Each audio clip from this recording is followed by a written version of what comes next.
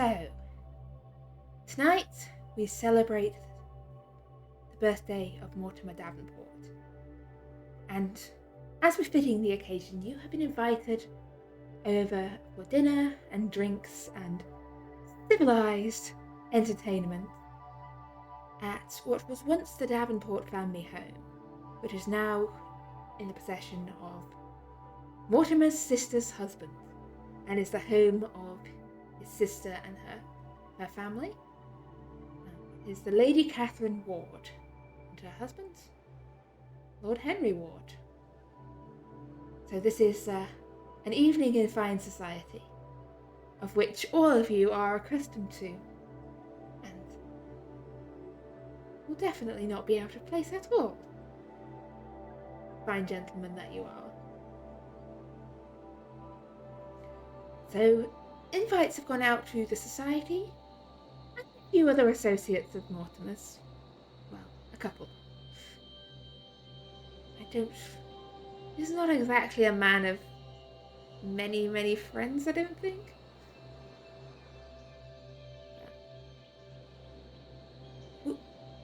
Would you be there ahead of the guests, Mortimer, or are you arriving with the guests or after the guests? What kind of entrance are you making? He'd be before the guests because he'd want to spend time with his sister, his niece, and his nephew. Yes, so the house was, if I remember rightly, on the outskirts of London, sort of towards the northeast edge of London. I believe so, yes. And you make your way out there, and you're greeted at the door by your sister Catherine. Mortimer, darling! Excellent! Been too long. It has. I need to come round more often to say hello. Really do. I begin to think you've forgotten all about me. Come on in, come on in. I should have a short while before your friends get here. Yes, definitely. So, how have you been? Oh, me? Splendid. Well, more or less. Henry's been caught up in a lot of things in the Lords recently, and it's been a bit not seeing as much of him as I'd like, but politics. Yeah, I've never been a fan of politics.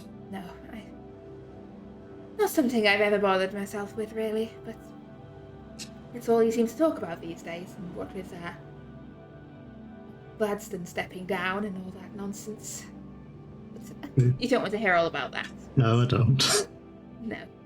How have things been going with you? What have you been up to? Honestly, not a great deal. I've tried to get my shop back in order, restart the business, and I've considered applying for a teaching job at the university. Teaching? Business?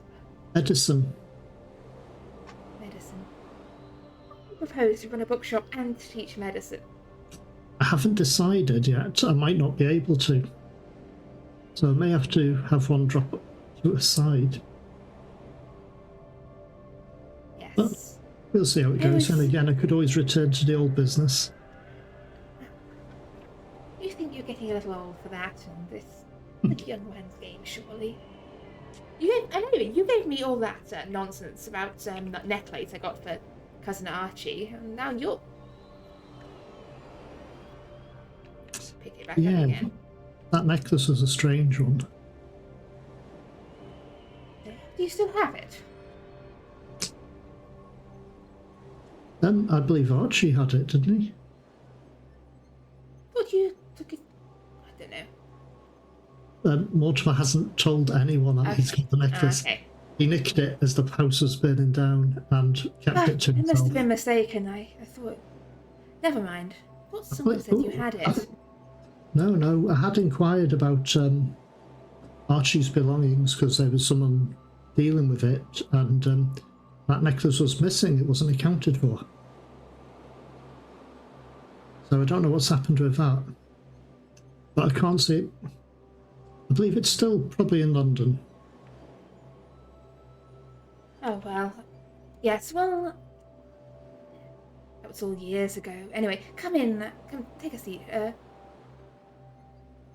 I'll go fetch the children. Well, One can hardly call them children anymore. That's true. Shooting up taller and taller every day.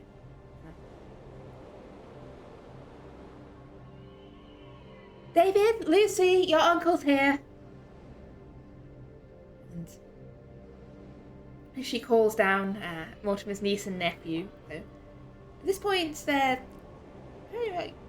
about 14 and 15 years old, so they're no longer the children they once were, but dressed in True. very proper miniature Victorian lady and gentleman, very. Give a look. Good day. You've been keeping busy as well? Yes, sir.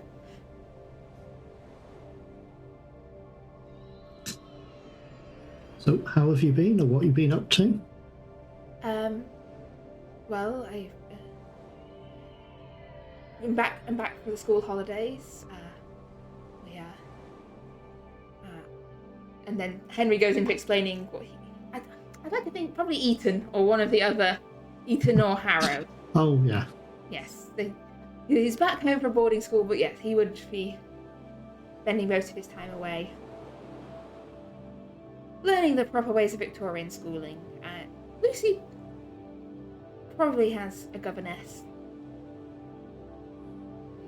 They've probably got something in mind already.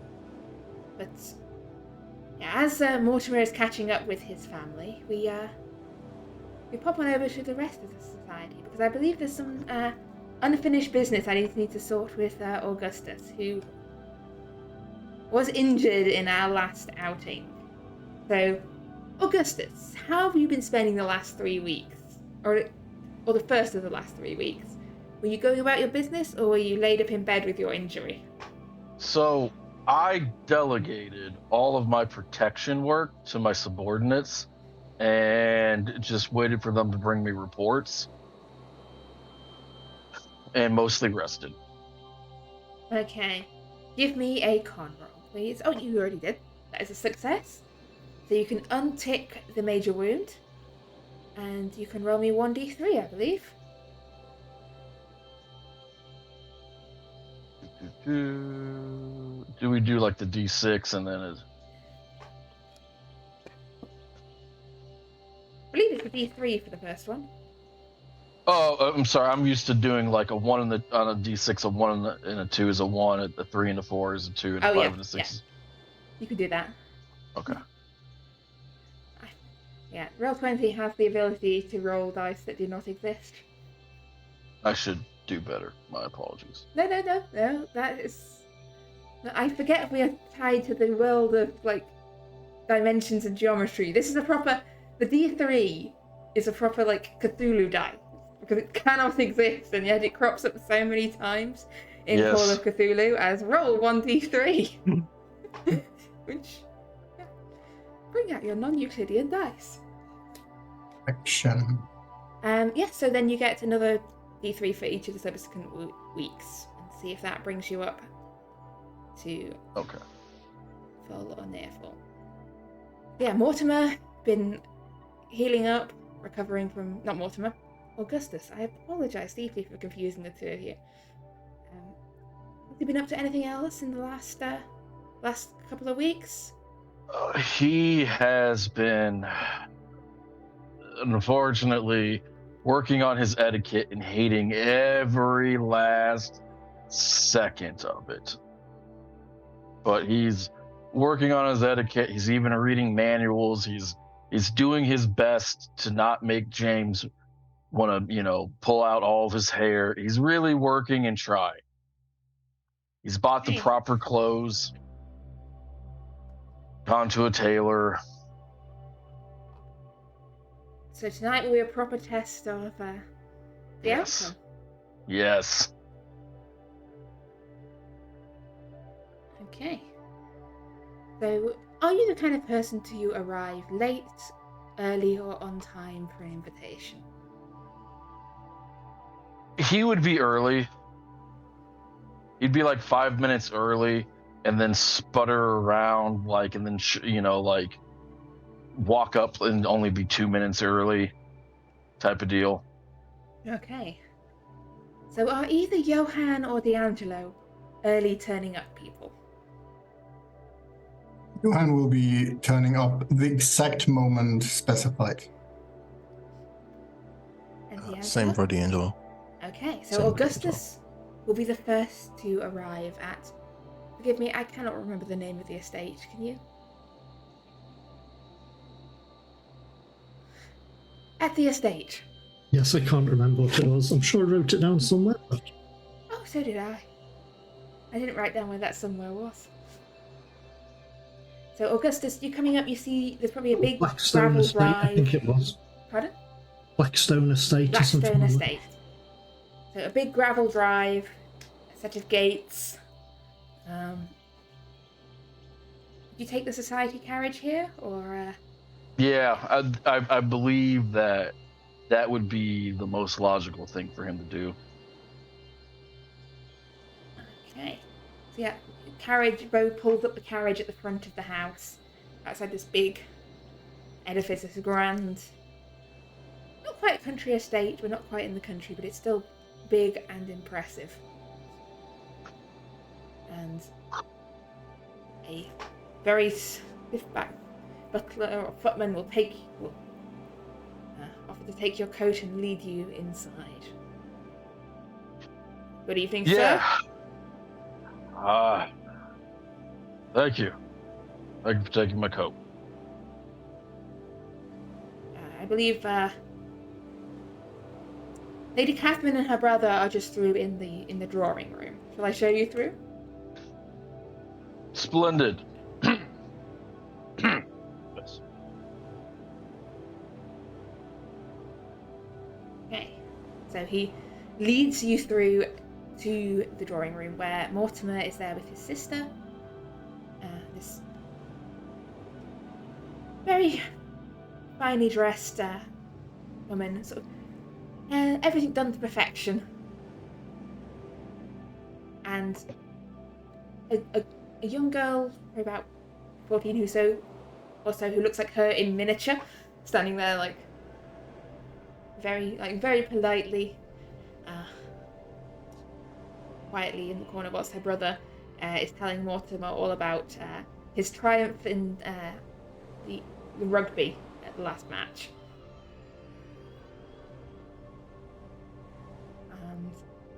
So Augustus is shown in. Mr. Green, how have you been? Oh, Mr. Davenport, Madam Davenport, Mini Madam Davenport, thank you for having me.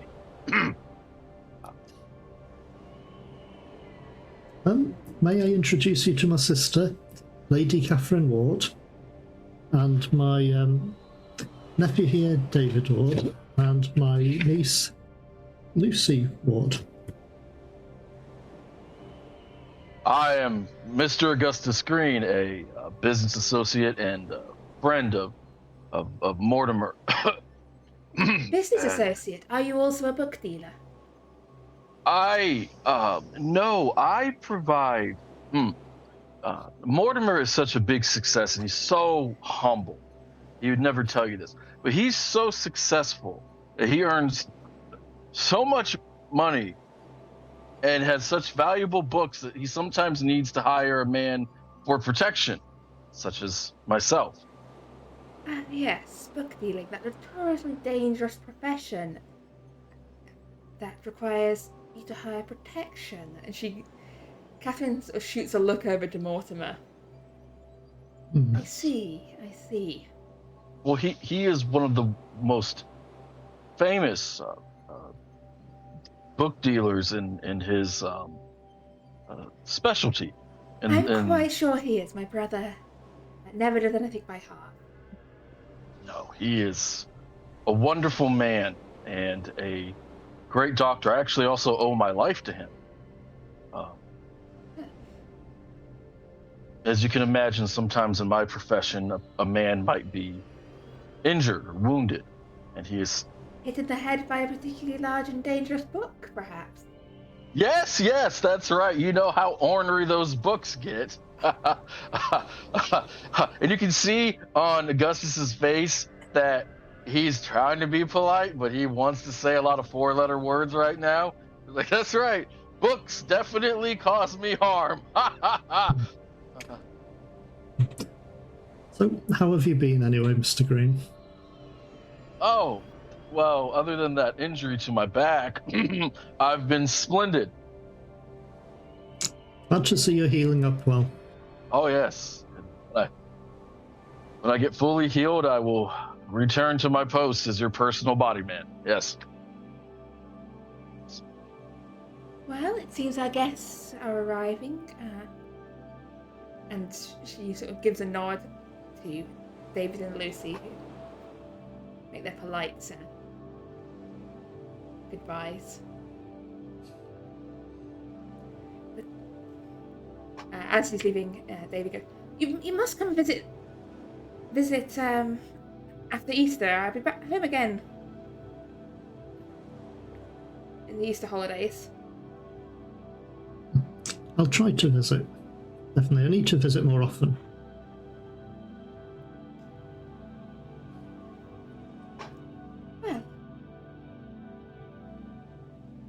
Well, now it's just the three of us. May I presume, Mr. Green, that you are in fact involved in one of my brother's other business activities? I as a body man or a bodyguard, yes, that would be a. Yeah. That would explain matters. I thought you said you weren't smuggling anything at the moment, Mortimer. No, not for some time. And yet you feel the need to employ security? Well, London's a dangerous place. Only if you mingle with dangerous people. He doesn't. I don't mean to be untoward or rude. I don't really know how to act in these circles. I'm just being forthright. But he doesn't deal with dangerous people. He employs a good-hearted but dangerous man.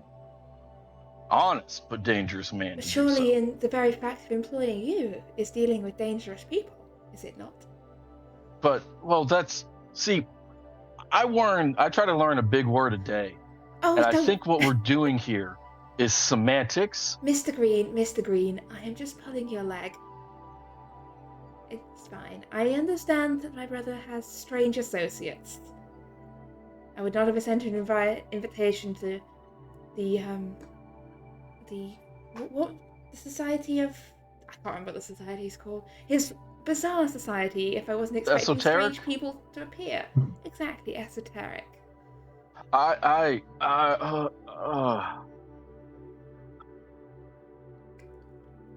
it's probably around this time that D'Angelo and Johan, you both said you'd be on time? Exactly on time, yeah. Yes. It's probably the time the two of you arrive at the Blackstone estate. Shown in... Mr. Williams. Good evening. I admit I wasn't expecting to see everyone here, but I suppose it makes sense. Business and pleasure and all that. Exactly. And punctuality is important on events such as this one. After you, I'll walk up to the stairs following. And I will give a knock on the door.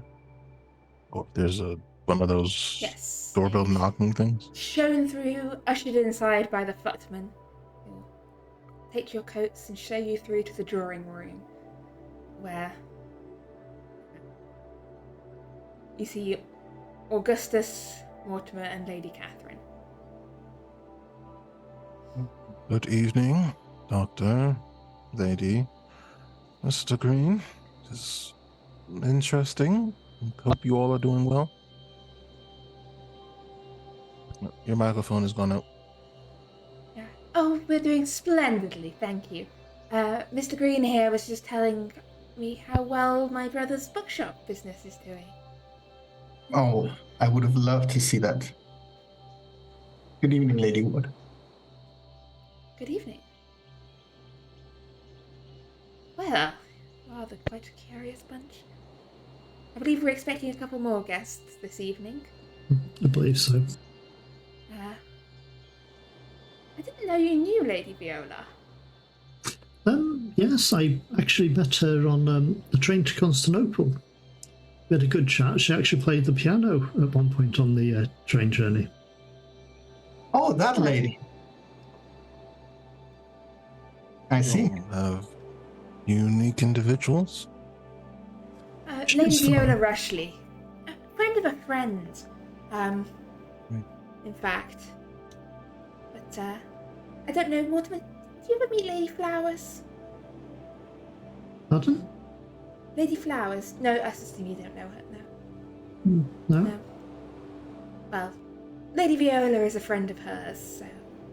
We've moved into the same circles from time to time, but, she's not in London, so that's often she tends to be travelling. She's definitely an interesting dinner guest, as I'm sure you all are. I must Should be say, an interesting, quiet evening. Mr. Williams, I read your last book with great interest, actually. Oh, I'm glad to hear you enjoyed it. Hopefully the next installment will be out soon. But, interesting, all the same. You will find the world around us is much more unique and interesting than any fiction could ever hope to be. Well, isn't that a terrifying thought? Fear and wonder often go hand in hand. Before, oh. You believe that was a door. Never mind, I have a present for you, Mortimer, darling, but it can wait until the other guests are here.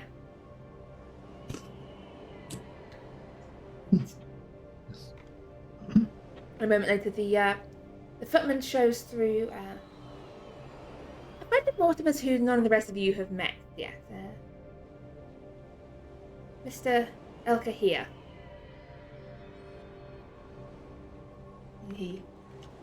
This very smartly dressed Egyptian gentleman in a neatly tailored suit.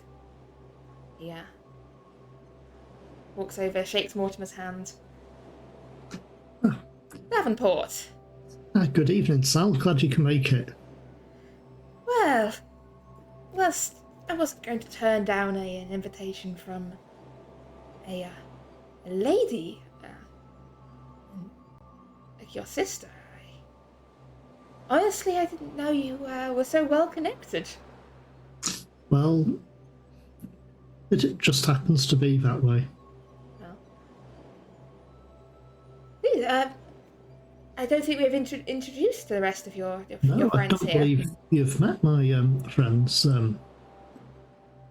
Where should I begin? Well, this gentleman here is Mr. Augustus Green. Pleasure to meet you.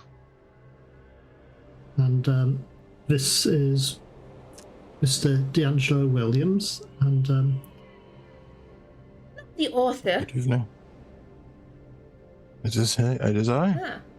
I'm always pleased to find people who enjoy my work. And this gentleman here is Johann Wilhelm Zutanen. Pleased to meet you. A fellow foreigner, I presume. Just not as far away from home as you are. Oh, sorry. I ran into Mortimer in Constantinople, so.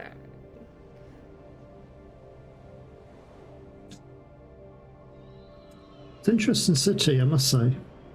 Oh, no place like it. Seems everything goes through that city at some point. Yes, archaeologically, well, I am a little biased towards my homeland, but archaeologically I would say that Constantinople is almost as interesting as Cairo. Almost. I've never been to Cairo. Well, you're missing out. If you're after ancient history, then I believe there are no other places known to us that can compete with the things coming out of the desert at the moment. I have to visit sometime. I think I ran into a gentleman who'd been excavating something down that way. You can barely move, gentlemen, excavating something at the moment. Hmm. Yeah. Falling over themselves to There does seem to be quite a few trips heading that way. Indeed. Have you heard of anything interesting being discovered that way? Well, I've been in London, and I'm afraid I've heard what you've heard. But, hopefully, well, be heading back home soon enough and continue my work. But yes, you should make a trip out sometime. I can show you the sights of Cairo and all the way up the Nile. There's some splendid pyramids at the Shah that always get overlooked. I have done a study of the Egyptian hieroglyphics. I tried. I'm not quite proficient in them, but I do understand them slightly. There's few that can count themselves as proficient in them. We're still figuring out a lot of it. Sorry, I apologise. I'm boring the rest of you with academic talk. I have an interest in languages. I try to pick up what I can. Oh, it is fine with me. I have become quite adept at that myself, so I appreciate those who study the past. There is often much to learn. A quick question, Keeper. Are there drinks on offer? Yes, there are drinks on offer. See, I'm not as well versed enough in Victorian etiquette to know what is the appropriate drink for offering before dinner. So let's... Would it normally be like a sherry or something like that? Sherry sounds right. It's either before or after, I can't remember. Port definitely comes after. But let's say sherry beforehand, and if anyone does know the correct etiquette, feel free to correct. So as you're having this discussion, the final guest of the party is shown in. This slightly eccentrically dressed woman in her 50s. She's got a hat with flowers on it. Clothing that is at least 20 years out of fashion in terms of like sleeve shape and dress shape. And in colours that would not exactly be considered normal. Very, very bright, very eclectically assembled. But she bustles her way into the room as though this is her room. And Johann, you would recognise Lady Viola Rushley from the train, as would Mortimer.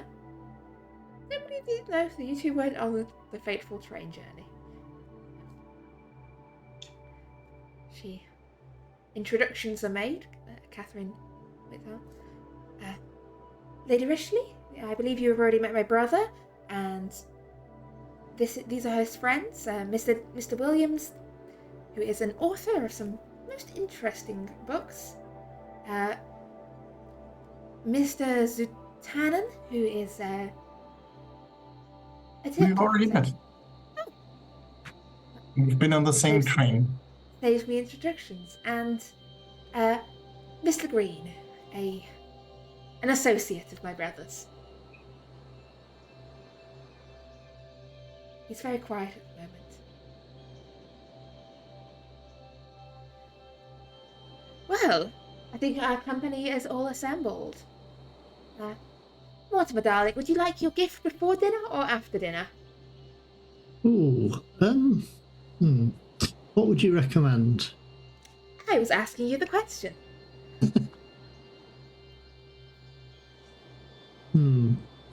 I'd say before. Why not? I always like surprises. Well, don't get your hopes too much. It's a little something I picked up from a friend of a friend. Egyptian, actually. Maybe tie into any future trips. Or at least, the man I bought it off said it was Egyptian. Perhaps, here can, correct me if I'm wrong. But, well, I've spoiled the surprise already, haven't I? I still don't know what it is, other than where it may have come from. Here you go. And she hands you over this small parcel of brown paper tied up with string. Okay, I'll open it up. Being careful, just to avoid dropping it. But, And as you open up, it appears to be some form of headdress. It is like a beaded a band of sort of decorated woven metal and small beads, and from it are hanging several like little metal discs with small gemstones set into them in a way that almost makes them resemble eyes. now this looks fantastic. Keeper, does it look in a similar style to the necklace on Litocris? You can give me an appraise or a history roll. Appraise would probably be more suitable, but history also acceptable. The style does not look similar. So the Nitocris necklace was, I believe, platinum, if I'm remembering rightly, or silver. The necklace was silver with emeralds. Silver with emeralds, yes. It has been a while since I described it. Yes, silver with rare emeralds set in it. This looks to possibly be gold, or at least goldish in colour, and with a multitude of different semi-precious stones set in it, but doesn't look similar in style. Beyond that, you're not quite sure of its age or origin. What do you think, Sal? Do you have an idea on this? I don't recognise it myself, the style, but you being an expert. Pass it over. Would someone give me a D100 on behalf of Salah here? He turns it over back and forth in his hands. Holds it up to the gaslight to examine it. 88. Yeah, strange piece. I don't think I've seen anything much like it before. Hard to tell with jewellery. Could be old, could be, might be relatively modern. Really, I'm not entirely sure. I need more time to examine it in detail. Yeah, a puzzle to unlock. Yes, well. Oh, Something that'll keep us occupied for a while. if you do not mind, I could take a look at it. I admit my knowledge of ancient Egypt is lacking compared to Rome, but I may have heard of it. I'll pass it over, I suppose. Thank you very much, Catherine. It's a fantastic gift. It's just a little trinket. It was a surprise. I thought it would be your cup of tea. Definitely. Yeah, give me an appraise roll or archaeology or history, depending on what kind of skill you're using to appraise and study this. I don't know why I tried to roll in this game. I failed. I do not know. Doesn't look much like anything you've come across in any of your studies. Doesn't match up with style anything Roman that you know of. I can tell you that it is not from Rome's takeover of Egypt, unfortunately, but other than that, I don't know. I'm sure further study will unlock its secrets. But the important thing is, well, the birthday, the food, the meal, and the discussions and the... Yes, come through. There. Is there any way you can put this whilst we eat? Oh, if you just pop it on the table when we get back. I will do that. It's not like it's going to go anywhere. Yeah, no one's going to steal from here. No, I trust my servants. How big is it? It's not something that would fit in a pocket, is it? It would fit in a pocket. It's flexible. It's like this band with these little metal discs dangling off it. I'm trying to think whether it'd be possible to It would fit in a pocket. wrap it back up and have it in a jacket pocket. Yep, it would fit without damaging it. Oh, yeah, I'll do that, but I'll try to be careful with it to avoid. Well, to be fair, it's metal, so it's probably not going to be fragile as such. So I have a picture of a rough approximation of its appearance. You might scratch it, so being careful is maybe not too bad an idea. Well, I'm clearly not as perfect with my gift as your sister was, but I will pull out a beautiful bottle of wine. I had that one ordered when you sent the invite. Oh, thank you very much. I wasn't actually expecting any gifts, I must say, but it's just a small. It's welcome. You know, always promoting the own. Good German wine? Yeah. From the Mosel region. About 10 years old, that one? Yeah. I'm very little about wine, I must admit. Oh. It doesn't really matter as much as long as you enjoy it. I'm sure we all will. And I think I'll probably follow. Let's just start heading towards the dining room, I'm guessing, or dining hall, more than likely. Yes, it would be a dining room. This is only a small dinner party. There's no need to open up the banquet hall.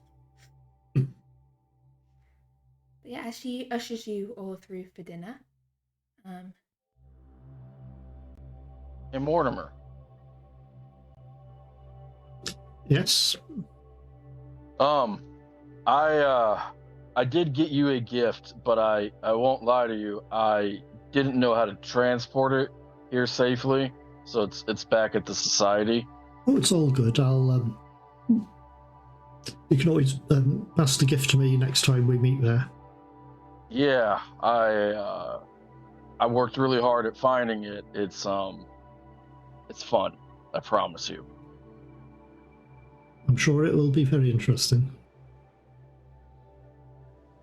Well, it seems that now would be the appropriate time. I have arranged for a few books to be delivered to your shop. They are rare, though not quite as esoteric as some of my work, but I think they will do your collection very well. Well, thank you. I'll have to show you my collection of rare books at some point. I do have quite a broad selection of rare books. Some I would be honored. Some are unique. Are these the books that always get me in trouble, Mortimer?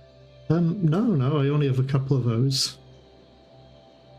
Inside joke. Well, as you're shown through into the dining room and take your seats around the table,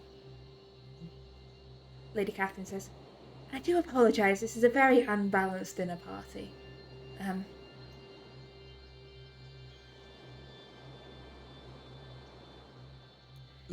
No need to apologize. I could find no ladies to invite on short notice.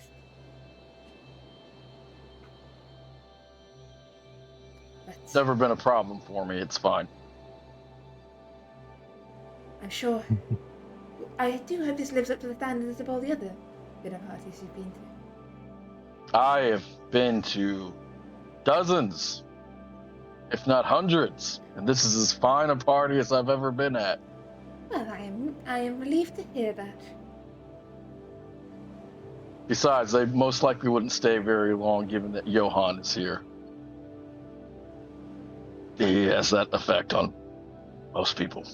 Well, so far I've found her There's Lieutenant's company, most exemplary, very pleasing company.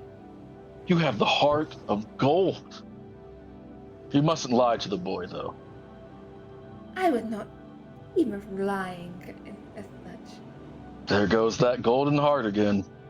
Now, please, enjoy the soup. Thank you a lot. You're welcome. And as you make your way through the courses of the meal, is anyone trying to shift the conversation towards any particular topics, or are you just letting it drift wherever? Yes, I know that the sister of Mortimer's is a politician, and Augustus really wants fewer regulations on guns and a great influx on guns. So every now and again, he will hamstring, shoehorn, however you want to call it, a conversation about pistols in guns being more promulgated in the country. Oh, well, as I was saying to Mortimer earlier, I take no interest in politics. Henry, my husband, he sits in the Lords, but... I bet he's a real pistol. Well, I mean, I don't really get involved with his politics. Mostly, I bet once he has policy in his crosshairs, he's, just goes after it. Oh, hunting. Is this a hunting metaphor? I've never really got much into hunting. I just like duck shooting, though. So perhaps if he still gets back tomorrow and you're still here, he might take you out do a little shooting around the estate. What's your game of preference? Well, I like to go big game hunting myself. Deer. Large wolves, for instance. Maybe wolves. Creatures that fly, But anyway, I must say, and I don't mean to be untoward, but this is so much more fun than I thought it would be.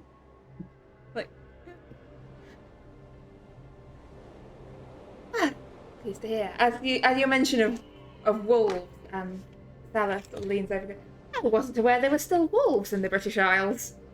Oh yes. Every now and again, they're quite rare, but you can find one that's so big and powerful. Sometimes they walk on. Sometimes they're bipedal. Mortimer taught me that word. Right. I was going to say if I've hunted lions once. Wow. Yes. Only the once, but I knew a friend who claimed to have once wrestled a hippopotamus. Now those are more dangerous than you expect, and from there the conversation deviates into a conversation just about big game hunting. Big game hunting. Johann, what type of hunting do they do in Germany? Usually, Pigeons. So basically, like Doves. Deer and boar. That sounds horribly dull. Oh. Anyway, so hippopotamus. That sounds amazing. Yes, well, you don't want to get too close to them. And he starts recounting this tale of a time that he and some of his companions were making their way up the Nile, and someone got eaten by a hippopotamus. You're not entirely sure if it's completely true or fabricated in parts, but... Is the story well told and engaging? The story is well told. Oh yeah, It's Augustus. got twists and turns and dramatic events and narrow escapes. Yeah. Augustus loves it. He goes, my God, D'Angelo, you could turn that into a fantastic tale. Yes, and then I need to tell you about the pit of snakes. Because and then D'Angelo, you could have somebody draw pictures that way Johann could understand it. This is see? We're working in great continuity here. Although I'm sure that your hunting exploits are quite impressive. That's not really the domain of my writing, unfortunately, though I'm sure we could find someone more talented in that area for you. Oh, No, D'Angelo, yeah. don't sell yourself short. You're more the occult writing, aren't you? Yes, it is Well, you've got a fair share of that too. There's always It stories is about strange things out in the desert. Sorry, I didn't mean to interrupt. No, of course not. Of course not.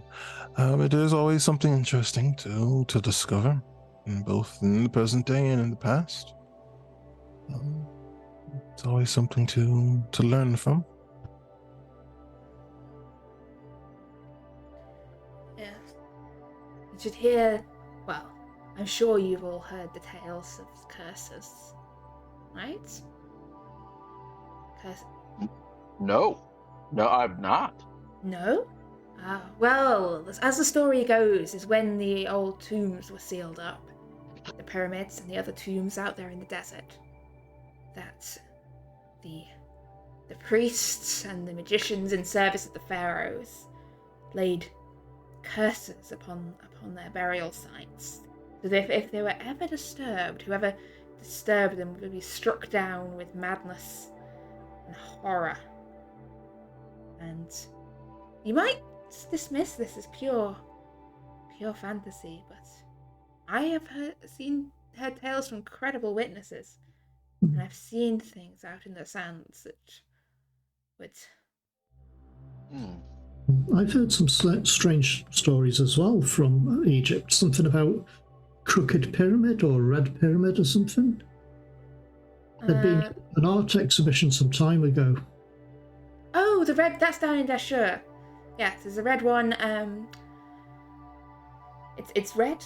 What about the pharaohs? Oh, sorry, Johan. Please go ahead. No, don't worry. It's just the stone, right? Yes. Looks redder when the sun hits it at the right angle. I had someone once try and tell me that it was red because they'd stirred blood into the mortar to hold the blocks together. I did point out that the blocks themselves are red. And yes. I mean, maybe it's like a coating on the outside. It is, in fact, a pinkish stone. But I suppose the red pyramid sounds slightly more impressive than the pink pyramid. Well, when I first met Mortimer, he was talking something about a red pharaoh or a black pharaoh. God, it was ages ago. Doesn't it feel like a different lifetime ago, Mortimer? Yes, I read an article written by a Dr. Creswell. He wrote a small bit about unusual stories out of Egypt. We should go. He wrote something about, well, it is effectively Egyptian mythology. There doesn't seem to be any proof whether these people truly existed or not. I believe the name that cropped up was Neferkar, or Nefrenkar. And so we return. I believe we had this conversation back in Constantinople, didn't we? Like, there's no evidence that he ever existed. Like, just because we have no evidence yet doesn't mean that there's no existence. We have lists and we have records written, and if he ever did exist, then someone put a great effort into scourging out his name from any record afterwards. I mean, they did with Amun-Ra, so why wouldn't they be able to do it again, right? Well, history's written by the victors. Well, maybe. But who knows? Maybe with the amount of digging and excavation work going on in Egypt, maybe someone will turn something up. This is the age of discovery, after all. Or we just go ourselves to Egypt and dig something up. Johan, Well, that's a beautiful idea. And the gentleman from Constantinople, why don't you come with us? Well, may I point out that I am originally from Egypt. That is where I'm returning to. I only meant that we met you in Constantinople. I meant no offense. Oh, no. Just, I will be returning to Egypt after this. So if any of you want to help fund or put together some I mean, funding issues is something that we shouldn't have to worrying about. Should be fine. Wow. I mean, Yes, as long as there's we don't lots. bankrupt my family estate, we should be all right. Well, there's lots there to be discovered if you know where to look and if you look in the right places.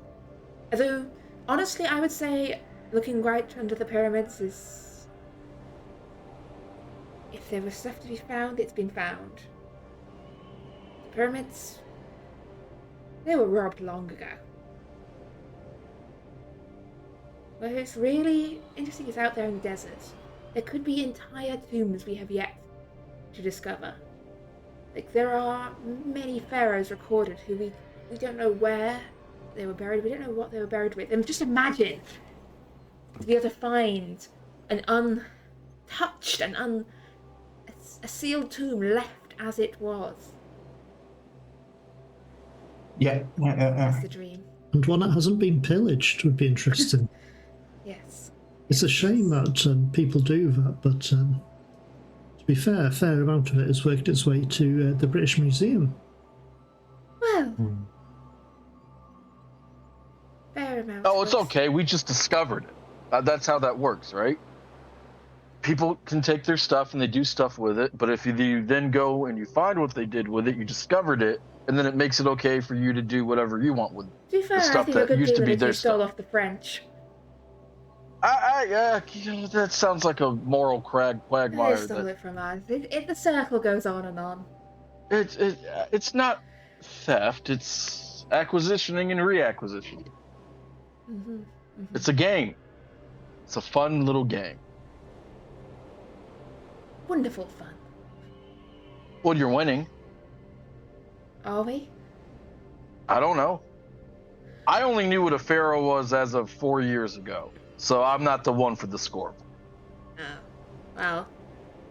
I think Lady Catherine has already purged the subject of politics from the table, so we will not get into matters of canals and all that. Let's talk about hippopotamuses. Yes. So, here we were. We had just escaped from the attack of the hippopotami, and then, as we were making our way back to shore, and he stumbles into a tale that involves an excessive number of pits full of snakes, and people being crawled over by giant scorpions. Giant scorpions. This big. My God. But yeah. Unless anyone has any other business to raise, the dinner winds to its end, and Lady Viola and Lady Catherine excuse themselves to the drawing room to leave the gentlemen to the port. And that is where we are going to go to break. We'll be back in 10 minutes' time.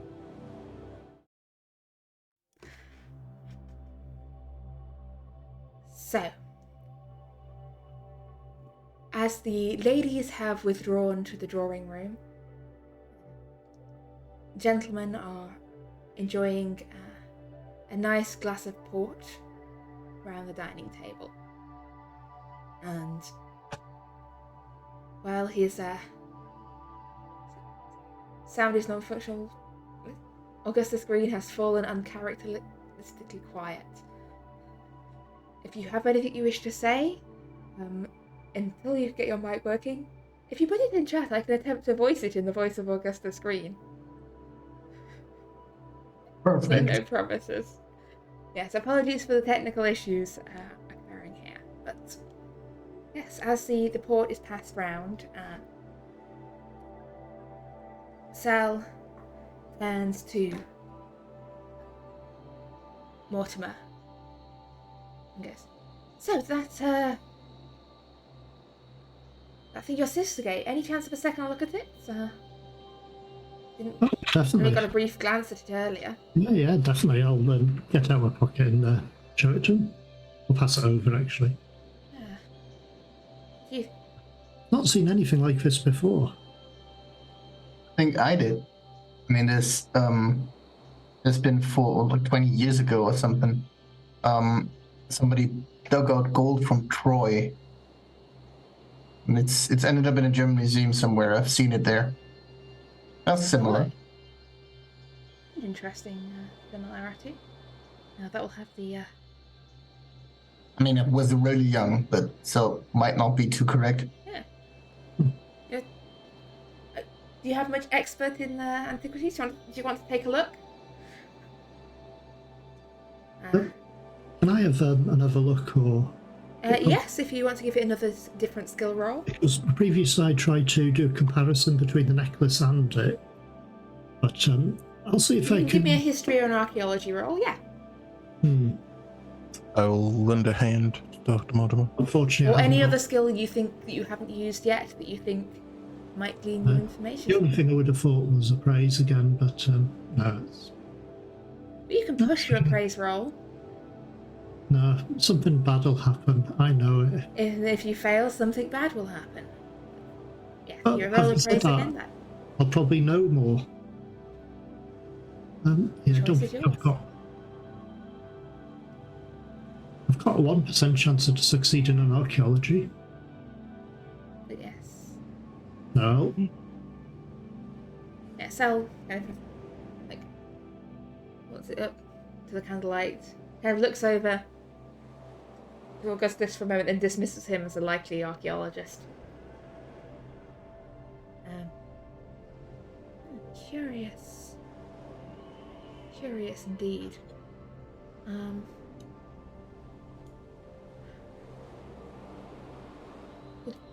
Mind if I borrow it? Give it a proper examination? Sorry, I'm taking your birthday present out, snatching it out from your hands, but it's too interesting just to get shoved in the back of a bookshop somewhere. Well, you're stopping at my shop technically at the moment anyway, so it's not as if I'm snatching it far. Yeah, I've got lodgings nearby, but...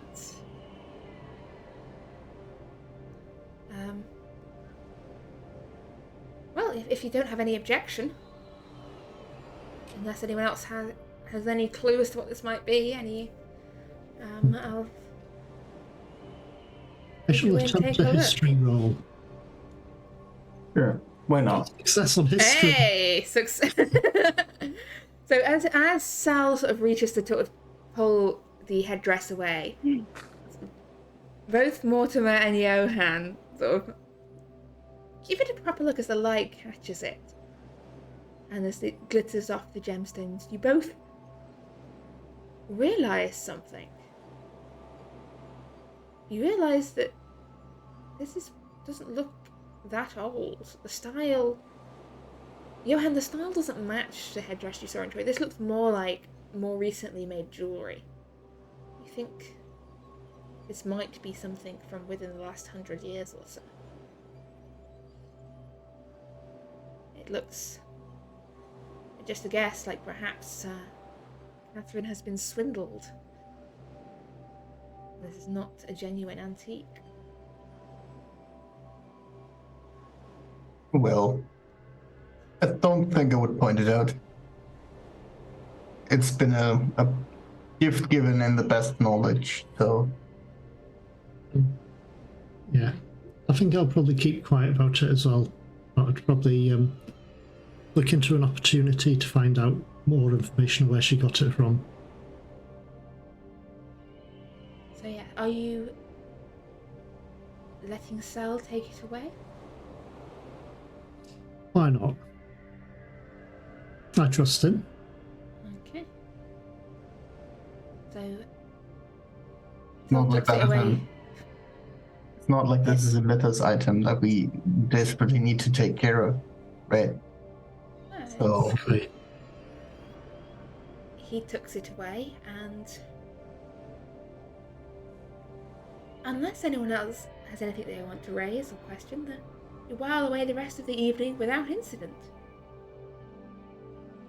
I promised you a nice, peaceful birthday party, and thus it has been. It was. Nothing bad has happened.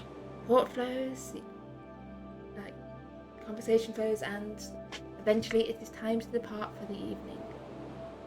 Make your way home, unless anyone's staying over at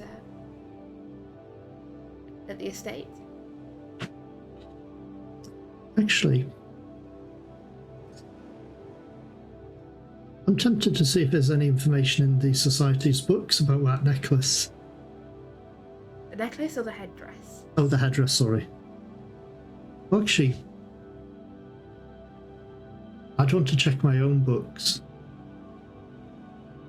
as I have a couple of books that might cover something along those lines. I'll probably just return home. Okay. Well, by now it's very late in the evening. Oh, This was a dinner party, if you recall, so yes. by the time you've returned home, it's properly night time. Unless everyone's stopping here. Is Sal stopping here? I don't know. Sal would accept an offer if other people are staying over, yes. Lady Catherine extends to all of you. It looks like Henry's staying in town this evening, but you gentlemen are welcome to stay till morning anyway. And perhaps if he gets back tomorrow, I can do that promised duck shoot. We are sadly lacking in wolves. No, why not? I think I'll accept that invitation. Thank you very much. Well, so yes, I think we probably will stop. It's a bit late. Augustus can't. Yeah, yes. Well, someone has to make sure that Johann doesn't ruin everything, so I'm staying over. I can't do a good Augustus impression. This is terrible.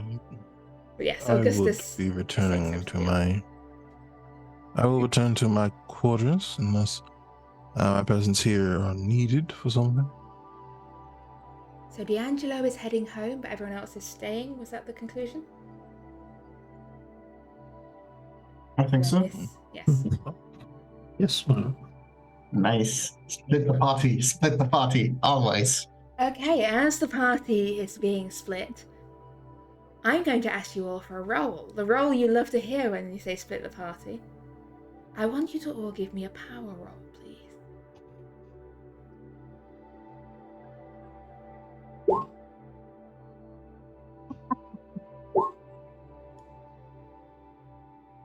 please. Perfection. Beautiful sea of red there. Not even close. You all head home for the evening. Or don't. I've muddled myself in that sentence. D'Angelo heads home for the evening. The rest of you make your way to a guest suite. One of those days. And you settle down amongst comfy feather beds and fall into comforting and relaxing dreams. Augustus. You dream you're walking through the streets of London. You see familiar faces, you see people call out and talk to you, but as you try and answer back, you find your voice gone. You find yourself speechless and voiceless as you hear people questioning you, asking you, why did you do this? And you can give no answer, you can offer no explanation.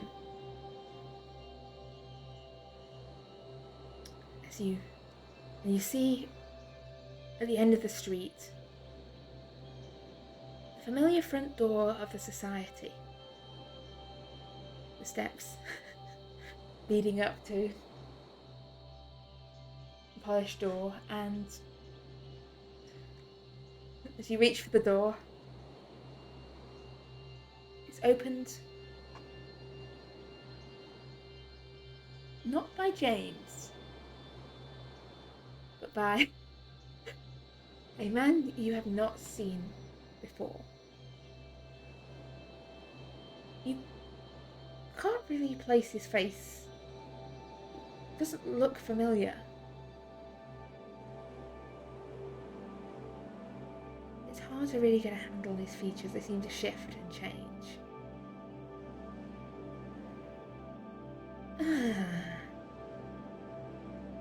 Augustus Green.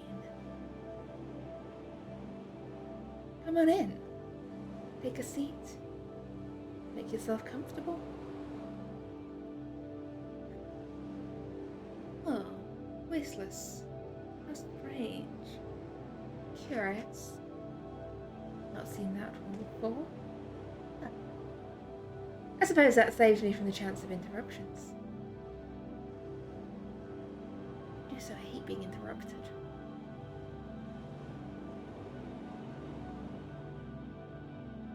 I need you to do a little favour for me, Augustus. Can you help me? Oh, come. You're a man of reasonable businessman. Is that not how it works? People pay you, and you do things for you.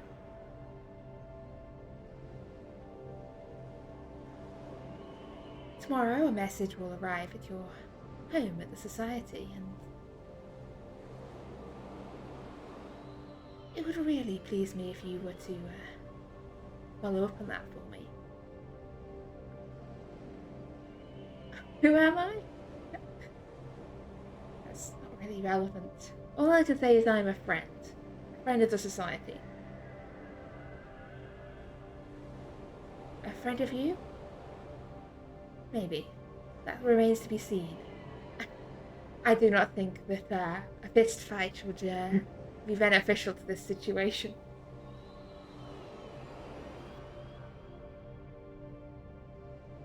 Threats?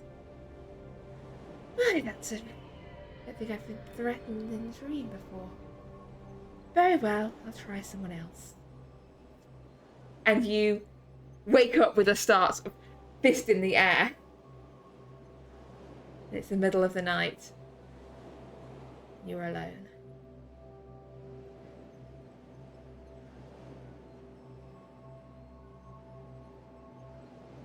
Johann. In the room next door, you fall into dreams of your own. Stacks of endless paperwork fluttering around you. People's voices clamoring over each other. And then silence falls. You're in your office at the embassy. And there is a figure sat across the desk from you. A man who you do not recognize. Can I help you? Maybe. That remains to be seen. Johann? May I call you Johann? I Sure, don't believe why we not? have crossed paths before. But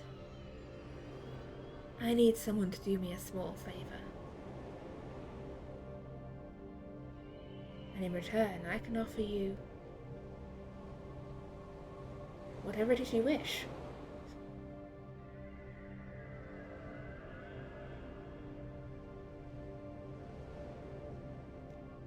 You know that corruption can get me in deep trouble.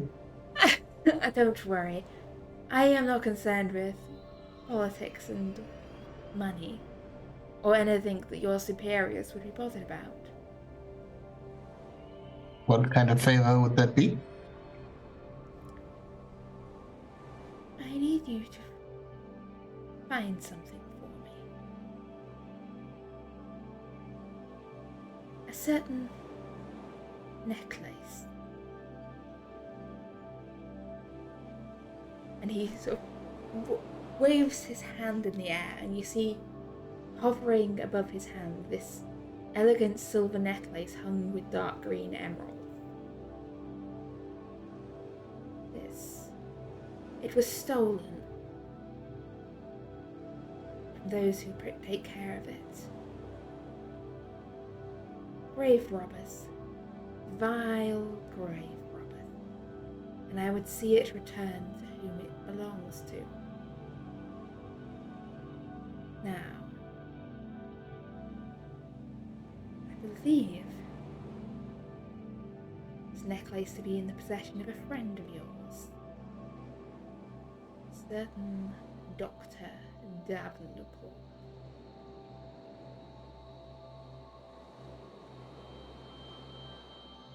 It would go easier for him were he to give it up without argument or question. If you know who it has, why are you not asking him directly? Oh, I will, but sometimes things come better from a friend than from someone you don't know very well. And if I tell him, he may just choose to ignore my wishes, as foolish people do. But you're not a fool, not like some others you associate with. You are a reasonable man. And a reasonable man... Amulet that you're talking about.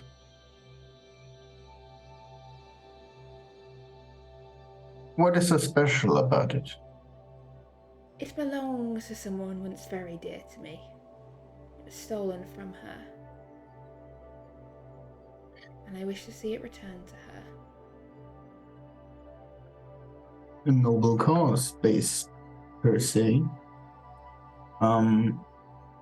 See, the problem with that is just that a lot of the items that have found their way to the society in one way or another tend to be a bit problematic. And I would kind of need to know that I'm not unleashing something horrible upon the world when I'm This doing is that. merely a necklace. Sometimes a necklace is merely a necklace. And sometimes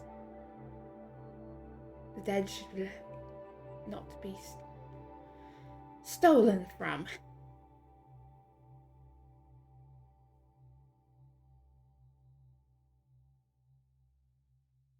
Think on it. I will. Speak to your dear doctor friend. Tell him to give it up freely, and I will cause him no harm.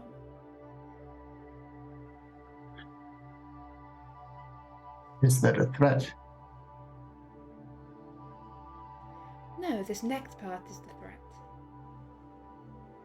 If he does not give it up freely, then I will send people after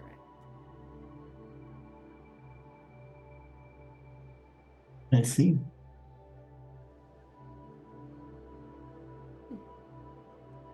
Well, it was a pleasure doing business, Johan. You have me at a disadvantage. Good. That's where I like to keep people. As he stands and turns and walks away, with a click of his finger, the image of the necklace disperses.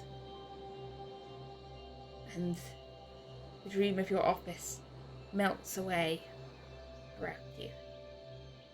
You wake up in the darkness, in the middle of the night, in one of the guest rooms of the Blackstone estate. All right.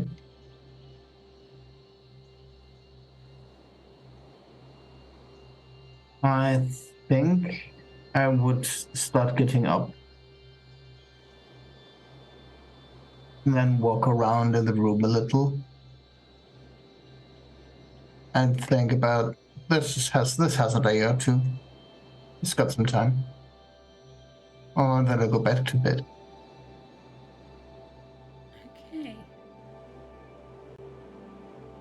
Mortimer. You slip down into dark and troubled dreams, filled with coiling serpents and all the other things that have been troubling you of late. All the things you've seen coiling and massing together in the darkness of your dreams. Until you're back in your sister's drawing room, the fire burning in the hearth. And this strange and unplaceable man sat in the chair across from you. Not someone I recognise, I'm guessing? Not someone you recognise now. Oh, this is Mortimer. strange. Oh, Have we spoken before? I do not recall. Rings Not such as... on the train to Constantinople? Perhaps, There's not maybe. many people who'd call me Mortimer. I always like to keep things personable. Oh, good evening. Well, in that case, we Doing well? meet again. Ah, so this is the second meeting I know of. Yes, well, it's been a while. That it has. Have you been keeping well? Indeed. Good to hear. I had a small request from you. I believe that you have something in your possession that belongs, well, if not to me, then to a friend of mine. And I would like it back. He holds up his hand and you see the image of the necklace form above it. Ah, necklace of Nitocris, I believe. Labels and names. I do like to name things. I don't know a great deal about that piece myself. Well, it is a necklace, and it does not belong to you. Who does it belong to? Nitocris. Obviously. Ask an obvious question, get an obvious answer, I guess. And it should be returned to her resting place. Where is her resting place? I'm guessing Egypt? Or has she moved? Her resting place is secret from prying and meddling people who would otherwise disturb her rest. It's a very good point. There seems to be a lot of tombs being robbed and... Exactly. Like? But I can give you the name of an intermediate to send it to, if you would be agreeable. What would I get in return? Well, what is it you desire? Your mind is fraying and falling apart at the edges. I But can it bring you is. clarity, a new lease of life. Or if you wish to increase the power which you already hold, I could offer you much more. Power to destroy with a snap of your fingers, to scour people with your words, to bind them to your will. Whatever it is you want, I can make it so. Is this the same deal you offered Miss Carter? I do not like to divulge the details of prior conversations, but Miss Carter and I had an arrangement. Her death brought an end to that arrangement. Yes, well, this necklace is no use to me. But of use to me. Exactly. You said you could help. But there is information I need that I'm assuming you are much older than I could even imagine. If it's information you want, I can offer you information in exchange for You said the clarity. necklace. I have Clarity? noticed my mind fraying and trying to decide what to do about it. Well, I can help you with that. Bring your mind back into focus once more, strengthen you against the horrors of this world. If that is what you wish, I can make it so. Are there no additional costs? These sort of bargains often have a hidden arrangement. I may ask a small favour now and again, that is all. But what would happen if I decided not to go through with that small favour?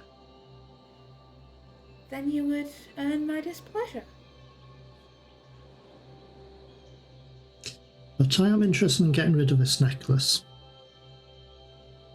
Here's your opportunity. Exactly, but it's the extra catches afterwards I'm not interested in.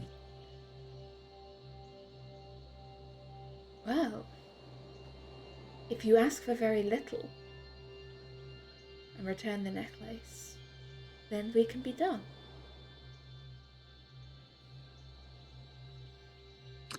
In which case, what can you offer in return for the necklace? With no extra promises? Having said that, I will answer you 3 questions. Isn't that not the traditional way to do it?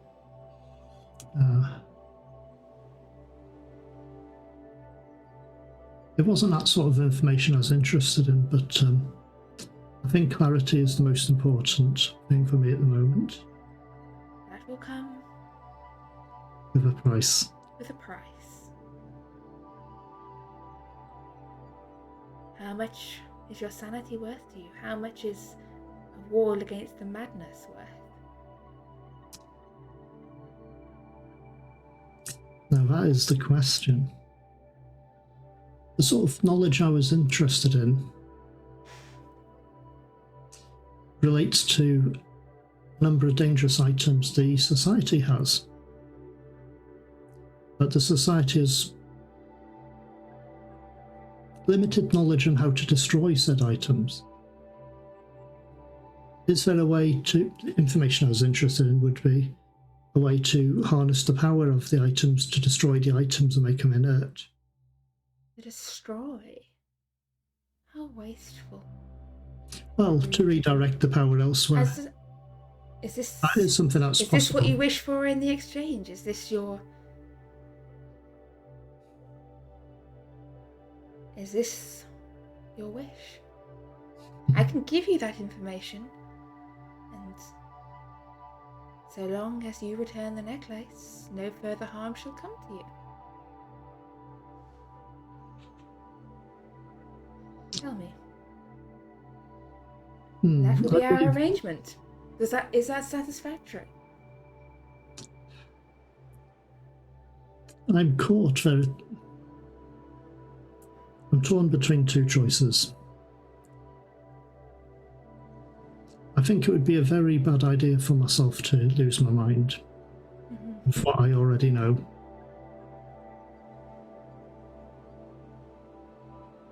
I believe, but on the other hand, if I agree to you providing clarity, then there's an extra price at a later date. Only a few small favours. I will ask nothing too onerous. How many is a few? How long is a piece of string? Now that is the catch. It leaves it open-ended. Well, if you're not interested in the offer, then I shall go about this in other means. I believe I am interested in getting rid of this, perhaps for the knowledge rather than the clarity. Knowledge of to destroy those items. Well, so we have an agreement? Well, it is quite simple, really. Pretty much any item can be destroyed by returning it to the depths of the earth.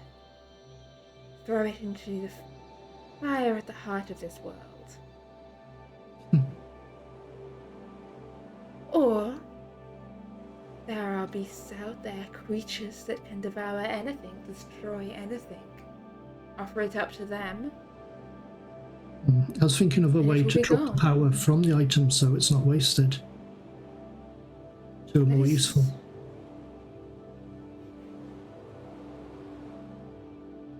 There are some items which hold the power of others, offered through sacrifice or life. But that is not how. One cannot destroy a chair and absorb the power of a chair. Sometimes an item is an item. You destroy it and this is gone. That is how this world works. If you wish for it not to be destroyed, then don't destroy it. Keep it, use it.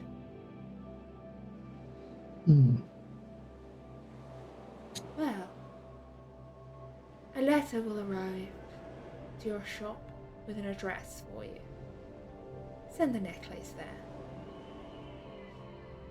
I'll see what I can do, and I expect we'll meet again. And if you betray me, then I shall destroy you.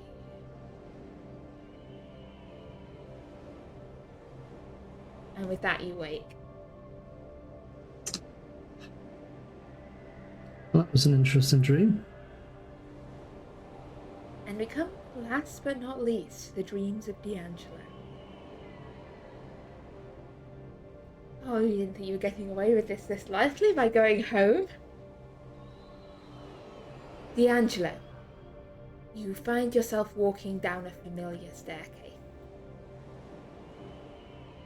A stair that leads down into the realm of the dreamlands. Down and down, spiraling and coiling around, until you step out into a glade of a familiar forest. The strange flowers blooming on the trees, the rustle in the undergrowth that speaks of dangerous beasts and the strange rat-like creatures that dwell in the trees here. Watchful eyes glinting in the shadows. And there,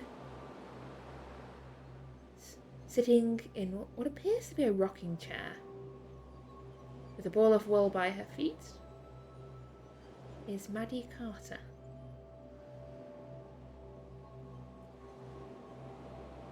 Oh. D'Angelo. It's been a while.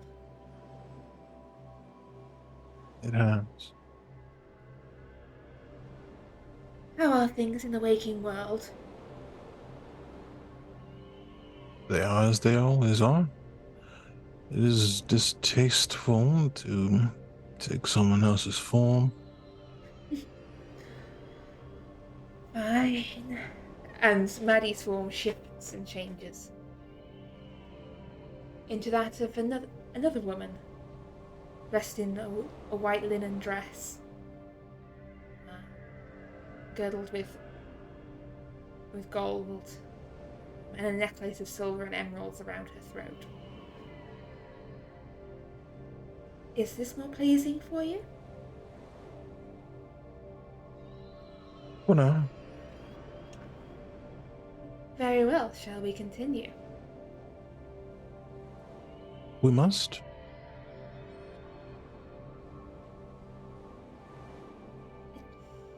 Do you recall our last conversation? It's difficult to forget. How I offered you I could teach you things, show you things, should you wish it. Do you I'm wish it? sure you could. I am under the impression that someone like you does not offer things, let alone offer them twice. So what is it that you want? Eyes. I want to be my eyes in London. In the waking world. Sometimes it is hard to reach and see what I wish to see. And so, I ask that when we speak in dreams, you tell me what it is that occurs in the realm of waking. What it is that your friends at the society are doing. What others in the city are plotting and scheming. I hear whispers of snakes. What specifically do you want to know? I somehow doubt you're interested in one of Mr. Green's hunting stories. It depends what it is he's been hunting. I am interested in what else stirs beneath the London, the shadows. The things that dwell in the depths, rise from the waters. Of serpents slithering in the shadows. I want to know what they're up to.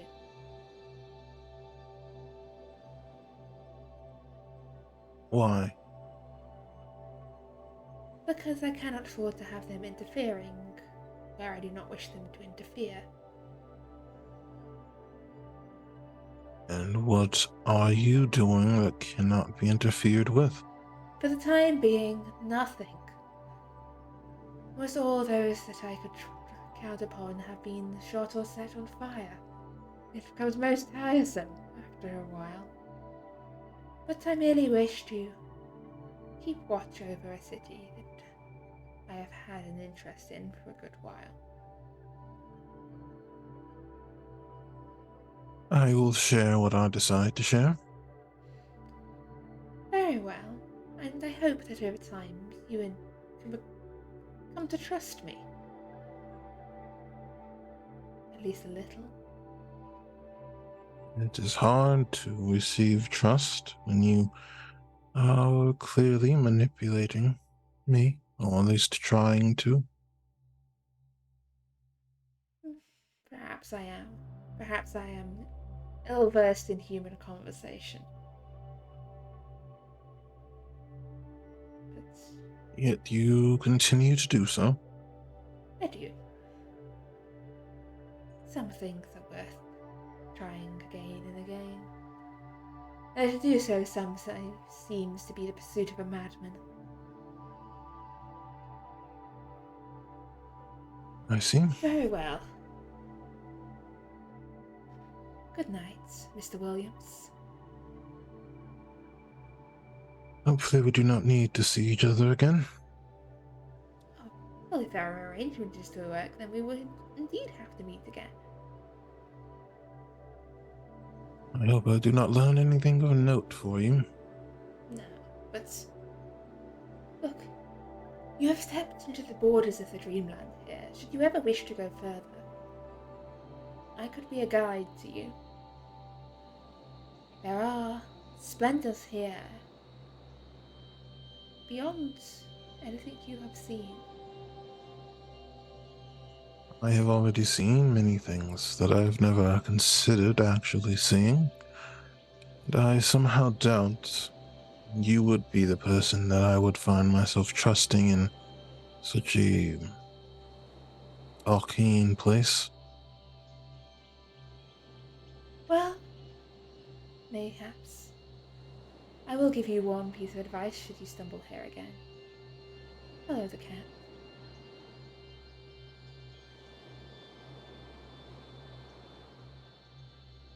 And with that, Very well. you are awake back in your own room.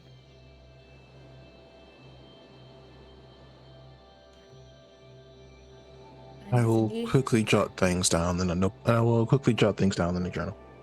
Yeah. So you've got a dream diary. As a new day dawns, do any of you have any plans? Well, I will go to Mortimer. Is there something that I need to talk about? I'm assuming there's breakfast or something. Yeah. Is Yes. there? Yes, there is breakfast laid out. There is kedgeree. There are sliced meats. There is kippers.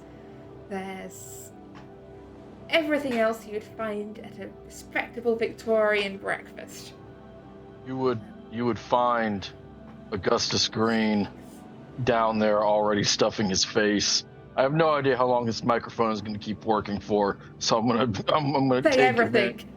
That's right. So as soon as I see Mortimer, come here. I'm gonna think about hitting you. Come here, Mortimer. Come here. I'll wander over. How you feeling better? You do. You've agreed. Don't you sweet talk me. Don't you fucking sweet talk me. There's some voodoo bullshit in my fucking dreams. What did you dream about? I couldn't talk. It was horrible. That's just not being able to hear the sound of my beautiful, burly voice is a hell for everybody who's ever met me. So it's already one of the worst moments in history. And then this son of a bitch with this weird amorphous face, you taught me that one, was like, oh, there's a message coming. You need to blah, blah, blah. And I was like, fuck your words, let's box. But he didn't even want to box me, thus making it a double nightmare. This is your fault, and I'm pissed at you. How was it my fault? Well, you did some bullshit with your fucking smart man, book-minded, fucking heebie-jeebie, creepy-crawly shit with your words, and then my mind got infected by a fucking dream ghost, dream ghoul. You got visited too this night. Yeah, it was horrible. Somebody wants something that you have, Mortimer. Yes, I have had words. You have. We need to contact D'Angelo and see if he's okay. We do. Keeper, has everyone turned up for breakfast, or who hasn't? Sal has not come down just yet. Not yet.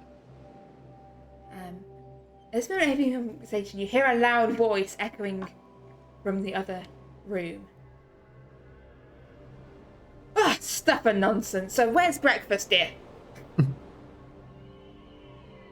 And the door pushes open to reveal Henry Ward, looking slightly frazzled and like he's not had a good night's sleep. Mortimer! Good morning, Henry. Still How have here, splendid. I've heard you've been busy working. Oh, please, no more. Let's change the Hey. subject. Honestly. Hello. Oh, nice to meet you. Pleasure to meet you,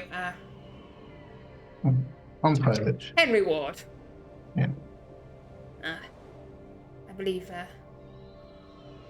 you've already met my wife Catherine and her brother. We had a nice evening yesterday. Glad I couldn't be there, but as it turns out, you inherit a title, you inherit responsibilities to go with it. Also, anyway, Catherine said something about going on a duck shoot. Yes, At the right time of year, but my dear wife knows nothing about hunting. Nice to meet you, Mr. Ward. If she promised you something you can't fulfill, it's no troubles. We were just talking about hunting and hippopotamuses and old stories like that. Well, I definitely can't promise you a hippopotamus. I would be impressive if you could. We could. I have a business card. Maybe if you want to go hunting in the proper season, you could look me up. Yes, grouse, pheasants. Well, I'll give you a call. Whatever you want to hunt, I promise you I can shoot. Huh. Well, awesome. And he gives you like a slap on the back. There's a man after my own heart. Thank you. Lovely to meet you. And he kind of sweeps on out the room. Mortimer, Yes, Augustus? why can't you be more like him? Well, I am just who I am. Can't be anyone. We're gonna work on your shot. All right, you and me, we're gonna put some time in. We'll go to the countryside. We won't bring Johan. It'll be great. But, Fun. these dreams, I was offered something in return for, The amulet. well, a necklace. How do you know about this? Because he told me. And wasn't willing to tell me who they are. And, threatened action, sending people after it if we weren't complying. Yes, I believe that may have been the Black Pharaoh. I'm not sure. I think we may have spoken to him previously on the train. I'm not sure whether it's the same person or same creature. Wasn't that the one that made Maddie go haywire? I believe so. Wait, what? What? This is the thing that killed my friend?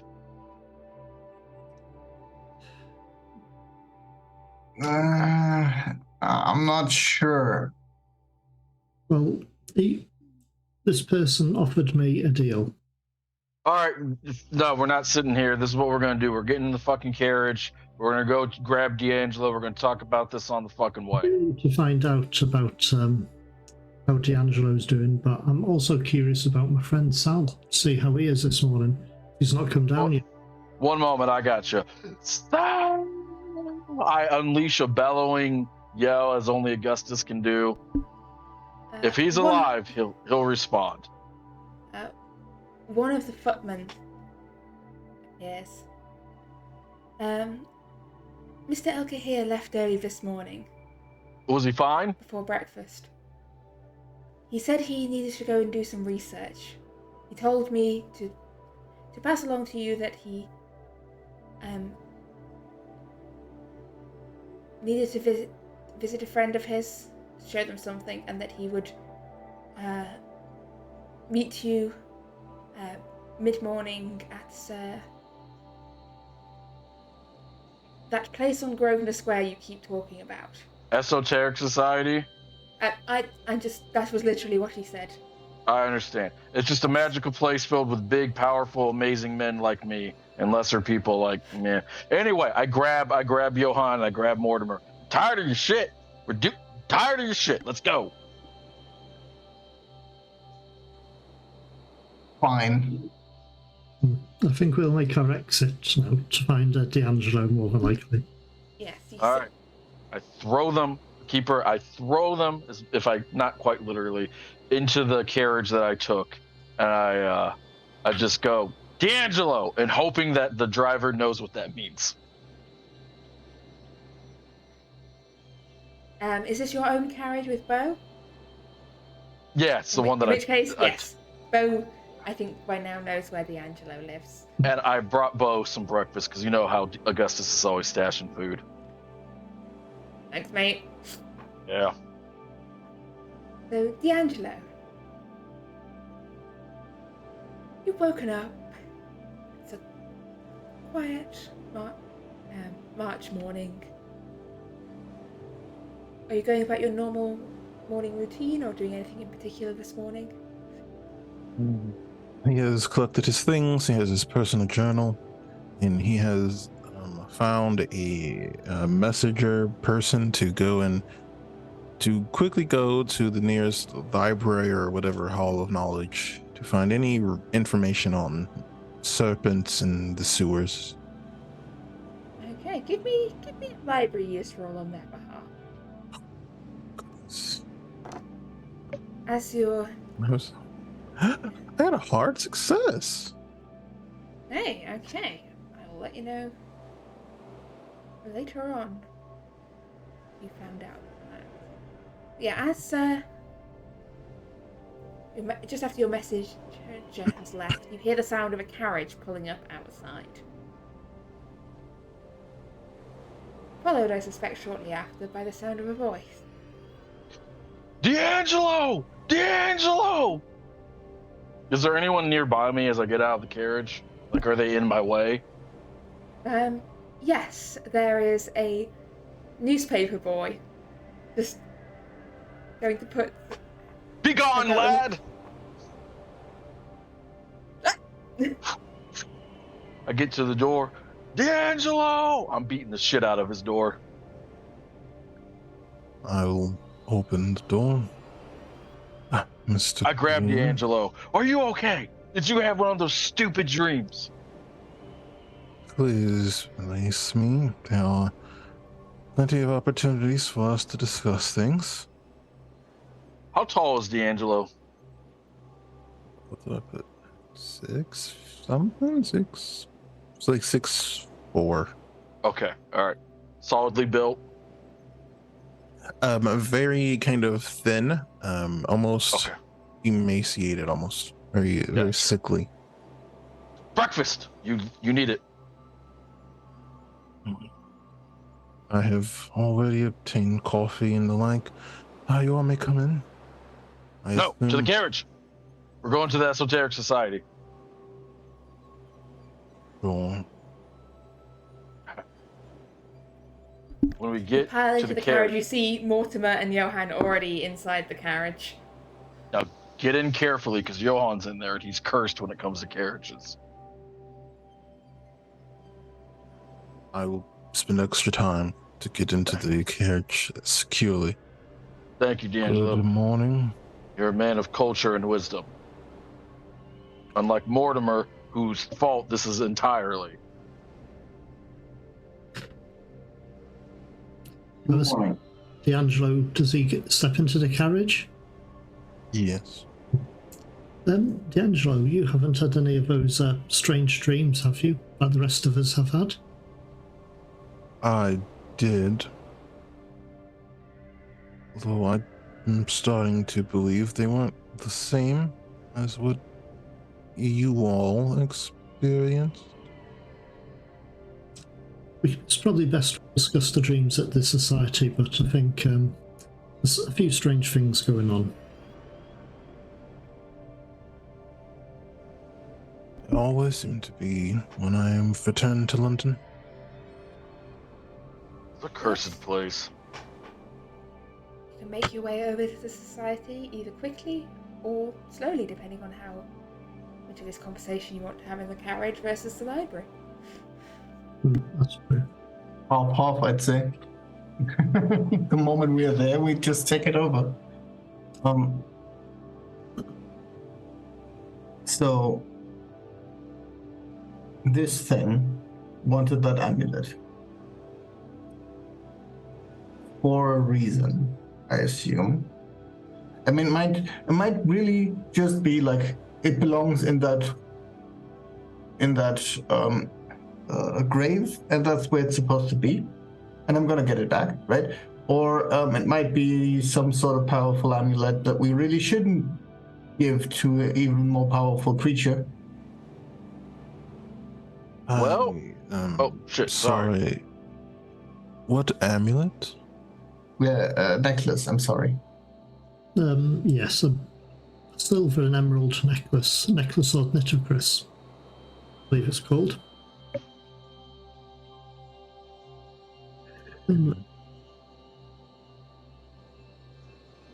I think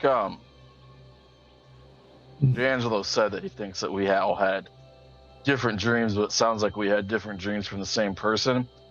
Now I'm going to ask you something, all of you, and I know you're all honest men. Did they, whatever, I'm just going to say he, because in my dream it was he. Did he offer anyone, because the only thing he offered me was like insults, and he took my voice, and then he wouldn't box me. What type of man haunts another man's dreams and won't box? Cursed place. I'm not Mortimer, sure if violence is as much as in a purview as is for you. Johan, if I haunted your dreams and you wanted to box, I'd box you, even though I was a spooky ghost. Yeah, but would you debate me? Yeah, absolutely. I wouldn't win. And then when I'd just start boxing you, and then I'd win. That's how it works. Let's see. Because I didn't get offered anything. It wasn't clear on what it was offering. Well, I think I was offered not death. I think that was the offer that was implied. Was if I do this, I don't get absolutely spooky, wookie ghosted. Bloody hell. So, what exactly were you all supposed to do or not do? I was supposed to get this message that's coming today and give it to someone or do what, I don't know. Like, the ghost was really pretentious. I stopped listening halfway through and started thinking about boxing. I don't really remember much of the dream. I couldn't talk, so what's the point? You know, it's just like, let's fight. Anyway, I've said my piece. Scones! And then somehow there's scones in my pockets. Yes, I was offered pretty much anything I wanted in return for the necklace. I was offered a clarity of mind, basically an opportunity for my mind to be strengthened against the horrors of this world. I was also offered almost unlimited power.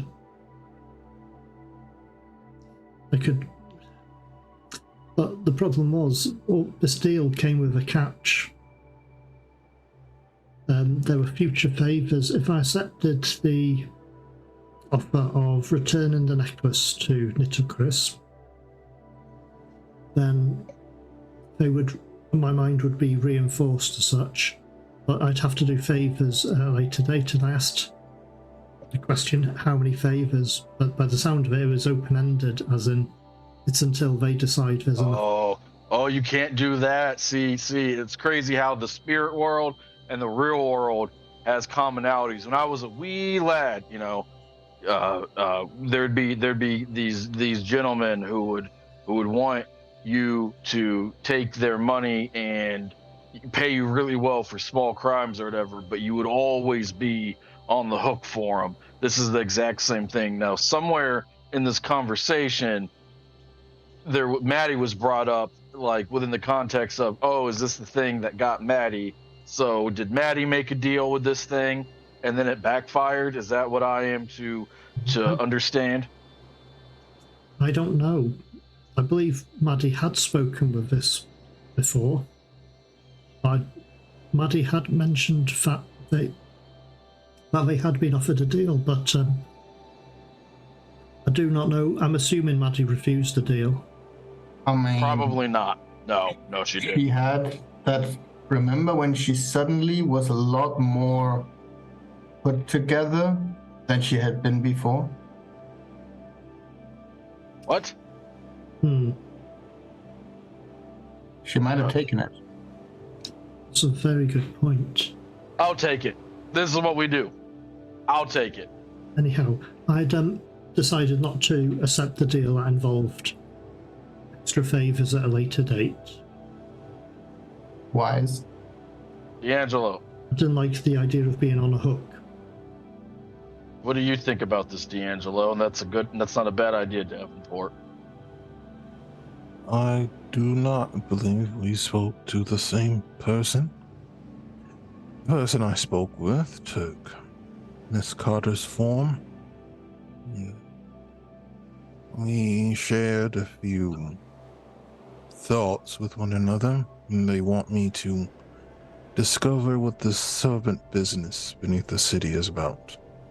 Oh, thank God. Oh, we definitely need you for that. Because, I can only shoot 2 guns at once. Whew. Now we can shoot 4 guns at once. I suppose, if that is necessary. Yes. Yeah, it's a snake. It bleeds.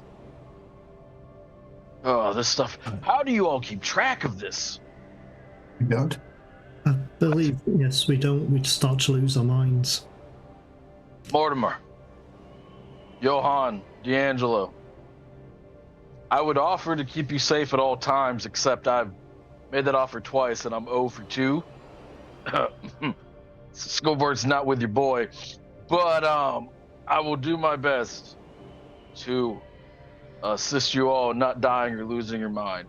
With Johann, we'll never know. We won't be able to tell a difference. But, if Mortimer went insane or you went crazy, D'Angelo, we would know.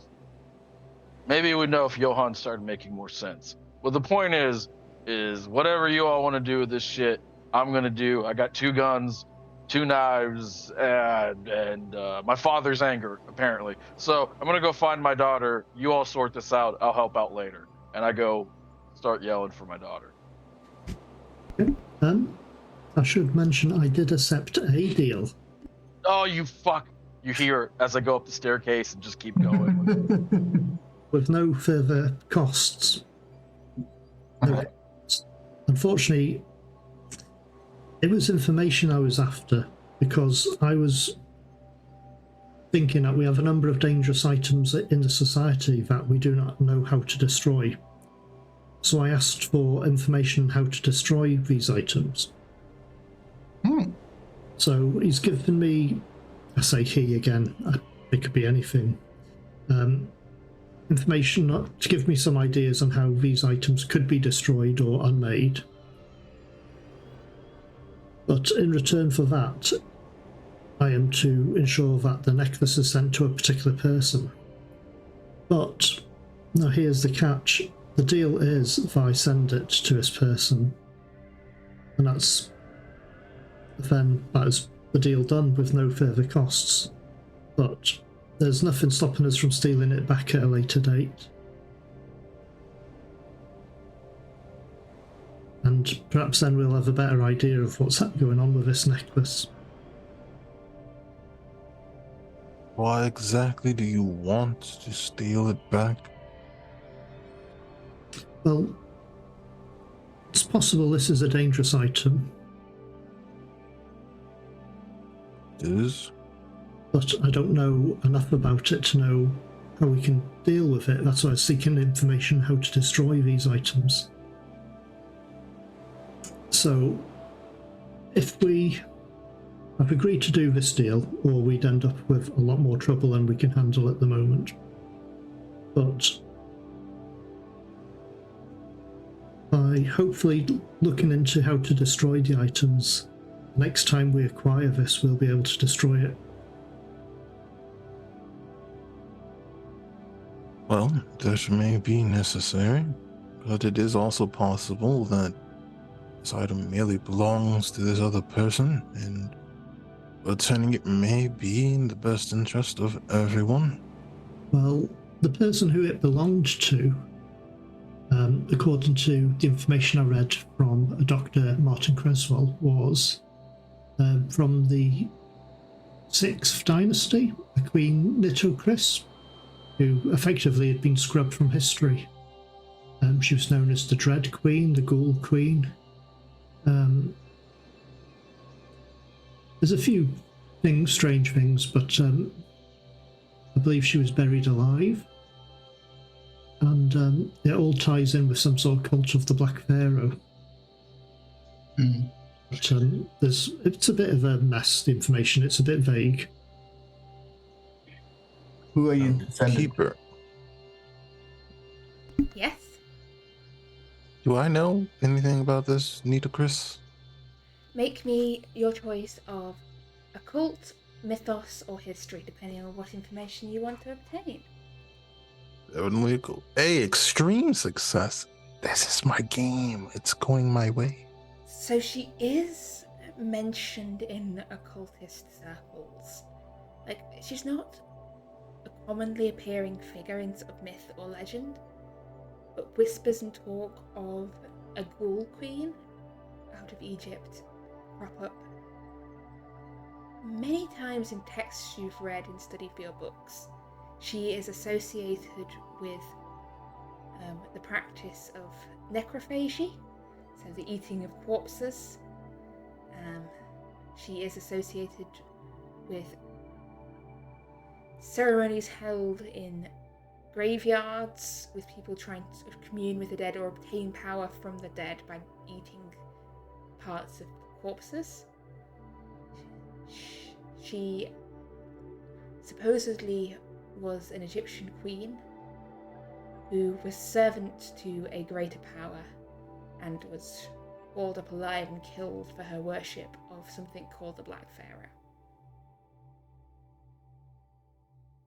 Nita Chris is certainly not a pleasant one. If the stories are to be believed, and history has a way of being unkind to individuals, but Her tomb has never been found.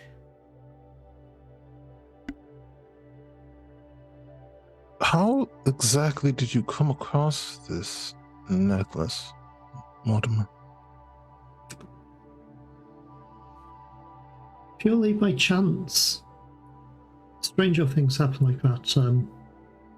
I believe initially it had been in a museum in Egypt, and then vanished and turned up in London. A relative of mine, a cousin of mine, Earl Grey, he acquired this item, and I believe there'd been an incident, and somehow the item ended up in my possession.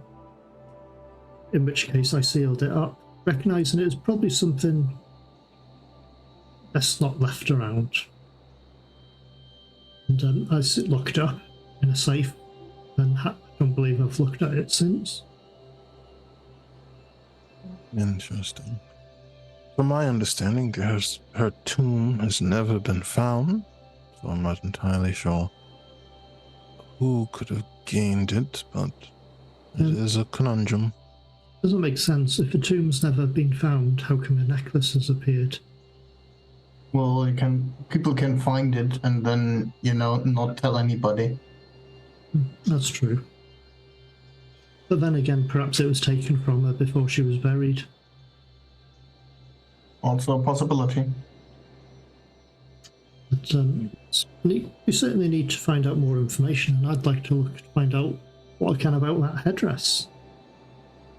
Yeah, and maybe the address of the person you should be sending that thing to, so we could maybe... Well, I'll send it either way, to bide time. But, Keeper, what was the name of the person I was to send the item to? You're muted.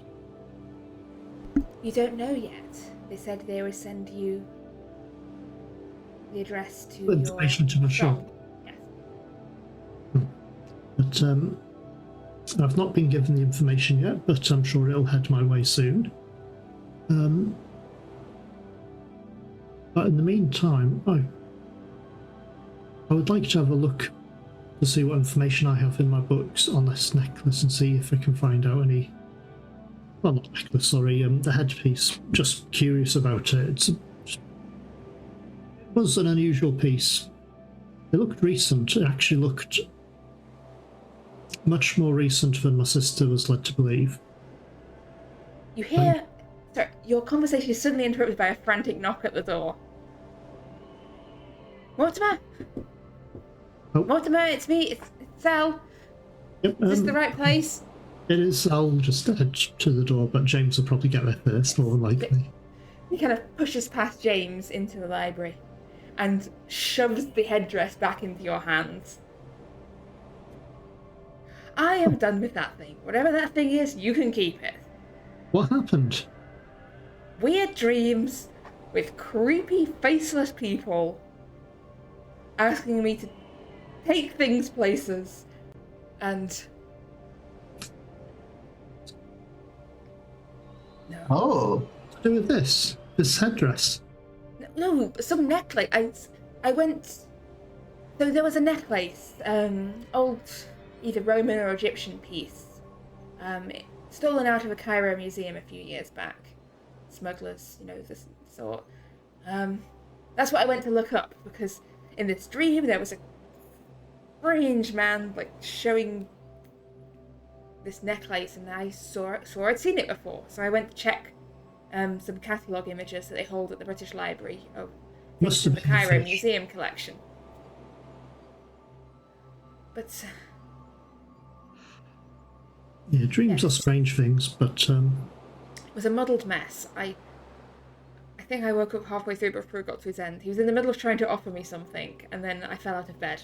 So I didn't actually hear what it was entirely that he wanted, except it's something to do with that necklace.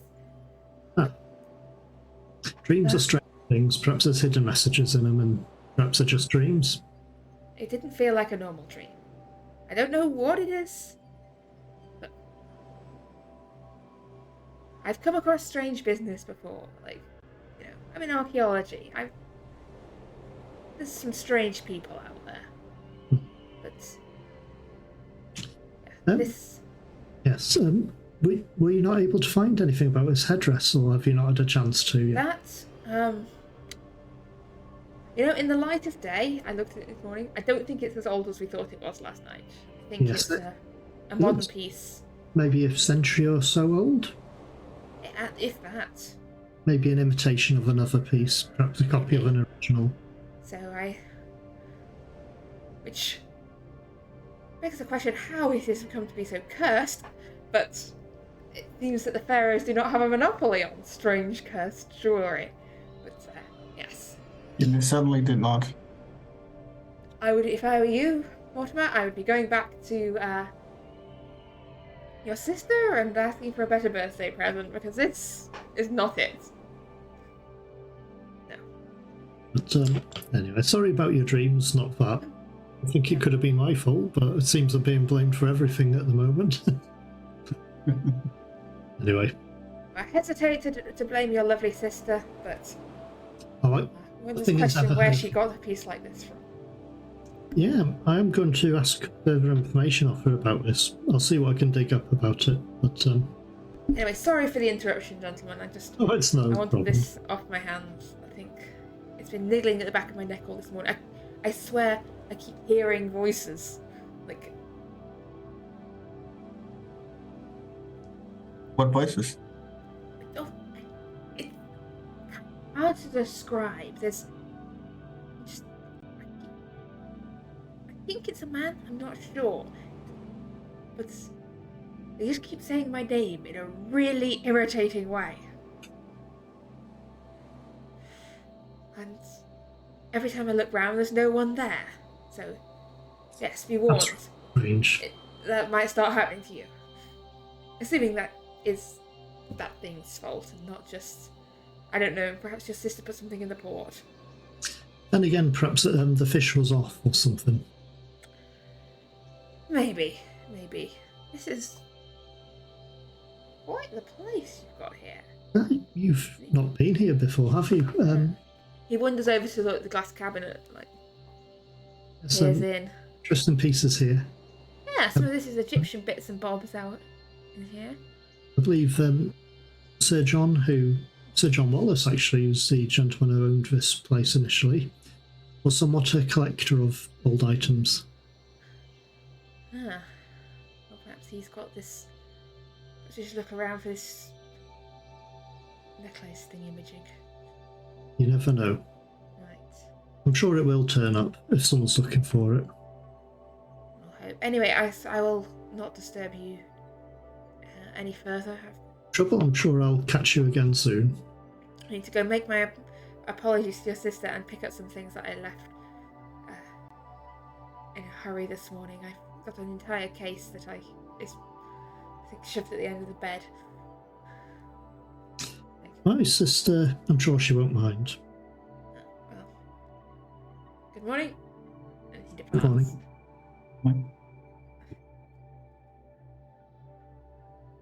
So he got one too. He did, but still not much more information on his necklace. Well, not his necklace. Getting confused now between his necklace and his headdress. His headdress looks like an imitation of something. It's unlikely to be important. But I mean, it was very clearly the moment where we got associated with you for the entity, because it's not today that you got the amulet, right? the necklace, oh no, some years ago. Yeah, so it's been in your possession for years now, and suddenly on the same day where we see this thing, every one of us gets one of those dreams. It's very clearly involved. Yeah, that's what I'm worried about. Why now? Well, I wasn't asked about any necklace. So it seems to be all of you all.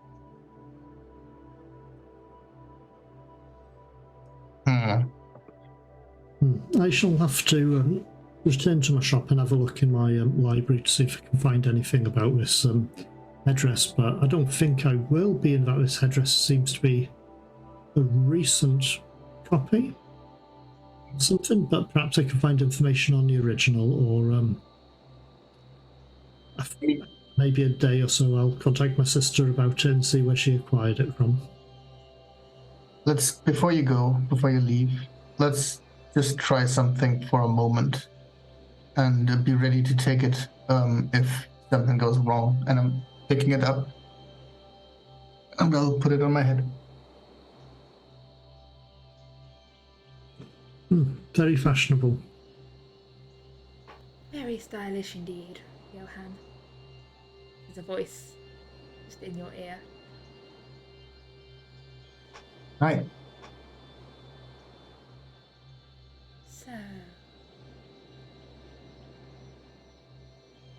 Did you pass on the message I gave you?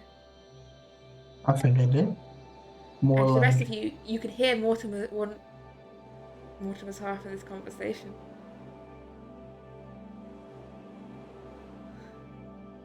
Who are you talking to? the little voice inside Your head? my head and the headdress. Well, that's interesting. So I think we have gotten to the point where we are alright with sending the amulet to you. Very good. Very good. So That's just interesting. His headdress has a number of eyes on. Perhaps it gives someone the means to see us.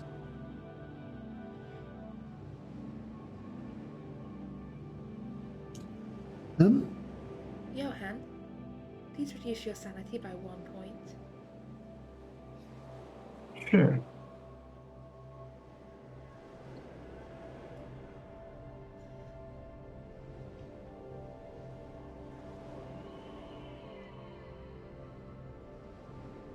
It's probably a good idea to take that off. Yeah, I mean, it's probably not something that would be inconspicuous moving around with. No, it's a bit unusual for current fashion trends. But I'm not foreign enough to not be beholden to European fashion trends. Very true. Oh, I need to go and do some research for this serpent. What research? What serpent? This thing in the sewers beneath the city? The giant serpent. In the sewer. That is what I have been led to believe. Never encountered it myself. Yes, I believe it would have entered the sewers from, and I'll give the rough address of the property where we encountered the giant snake skin. I believe it entered this area. We encountered a serpent person who had been feeding it cats. The snake was quite big from what we were led to believe, although we didn't actually see it ourselves. I believe its diameter across would have been about the same as a door, the head the size of a child, perhaps. It was quite a large snake. I sought further information on what type of snake it may have been, but unfortunately, snakes don't grow that bit large, according to the experts. But in the meantime, I have made a study of the serpent language. It's called Narkle. I'm not very good at it, but I have started a study of it at least.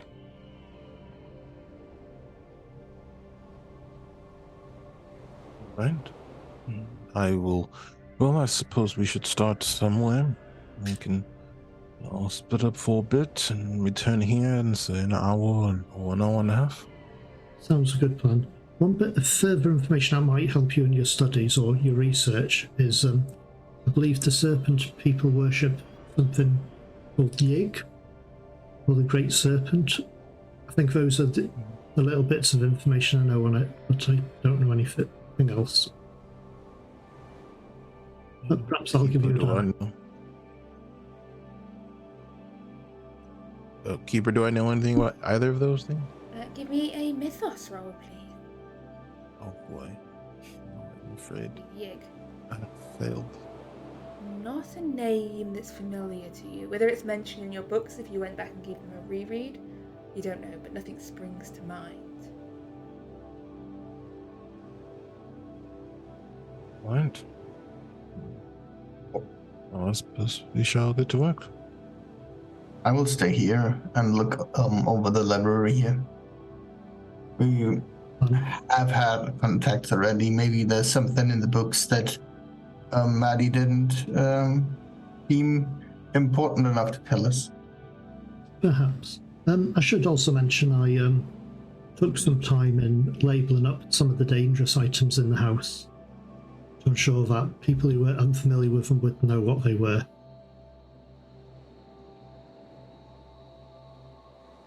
What?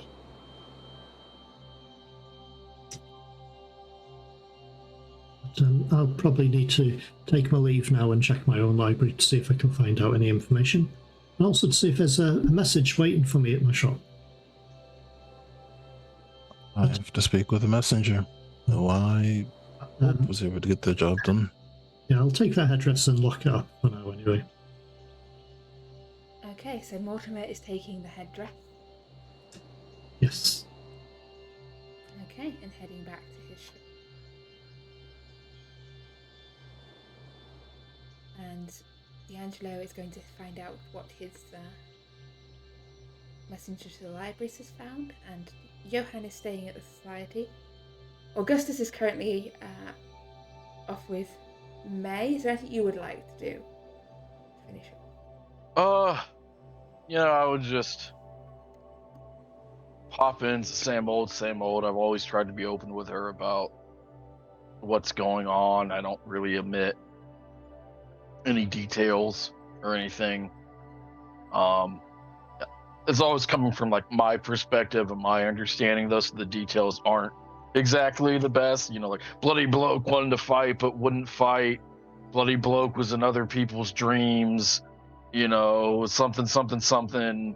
Johan has baby arms. That typical thing.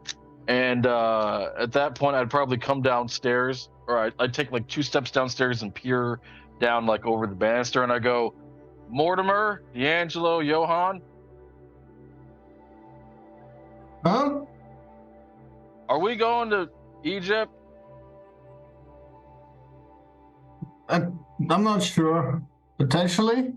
Are we going to the sewers for the snake? I don't think any of that is pressing right now.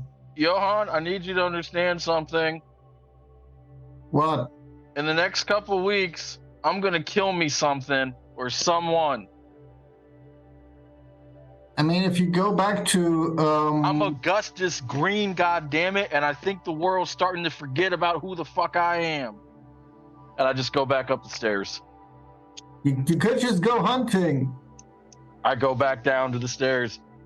Johan, if I wanted to kill a goddamn fucking squirrel, I'd just shoot a goddamn fucking squirrel. At this point, I kill werewolves, shadow monsters, whatever the fuck horrendous meat they serve on 13th Street down the way. I don't know what the fuck that was. That shit was deadly. All right, that's what I kill. So there's a snake we can kill. There's some deity god shit going on in Egypt. Pick one. I'm shooting it. Augustus has spoken. Good day. Probably the snake. All right, we're going to shoot me a snake. Making some boots. And going back to the others, if they haven't left yet. And just say, yeah, Augustus is getting a bit antsy. I'm sure he'll find something he can kill soon. Probably. Something to vent on. Things have a way of turning up. Yep.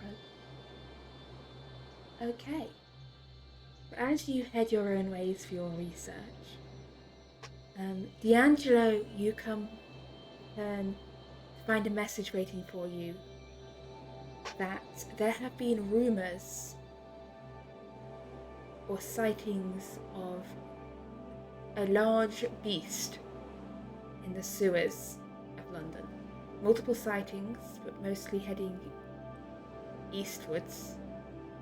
People have claimed to have seen a beast living in the sewers, something large. Some claim it to be a crocodile, some claim it to be a snake, some claim it to be a complete fabrication, like previous stories that there are pigs living down there, or people living down there, or in one strange story, a bear.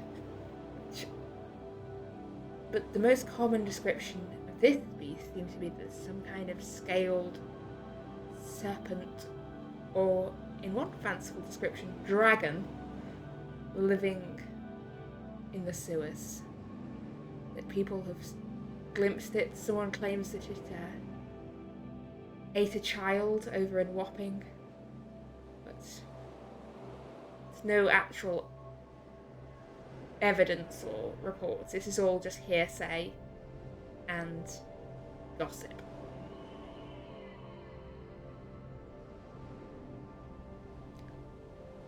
Mortimer, you return to your shop and your assistant hands you a letter that arrived. It has no address on the outside. It just simply says Mortimer. Not Dr. Davenport. The name of the shop, just Mortimer. Bit casual. Written in very untidy letters. It looks like someone was holding the pen like very firmly and was not particularly comfortable with writing. There's blots of ink on it. It's a little bit messy. I'll open up the envelope and have a look inside. Inside there is a single piece of paper which says Omar al-Shakti and then an address in Cairo.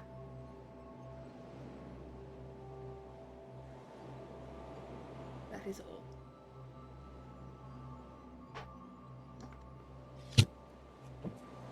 I'll just make a note of the name and the address. Oh, actually, it doesn't give an address, does it? It just says Cairo. It does give an address. I just don't know the street layout of Cairo well enough to... There's an address in Cairo, basically. Yes. It gives a street, a house name, and the name Omar al-Shakti. What is the spelling of the name? I'll make sure I've got it written down right. Yes, I'll send it to you in a message. That's cool.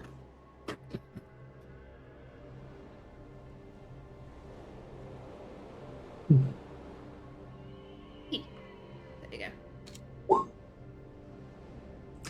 Okay, I'm assuming it's possible to send items to Cairo, post and... Yes. It will cost you international fees and postage. It's going to cost a lot. We didn't arrange for expenses to be reimbursed with the Dream entity. But yes, it is possible to post things overseas. Whether they get there or not depends very much on the postal service on the other end. That's very true. You could also pay for a courier to take it in person if you're feeling particularly generous towards amorphous dream entities.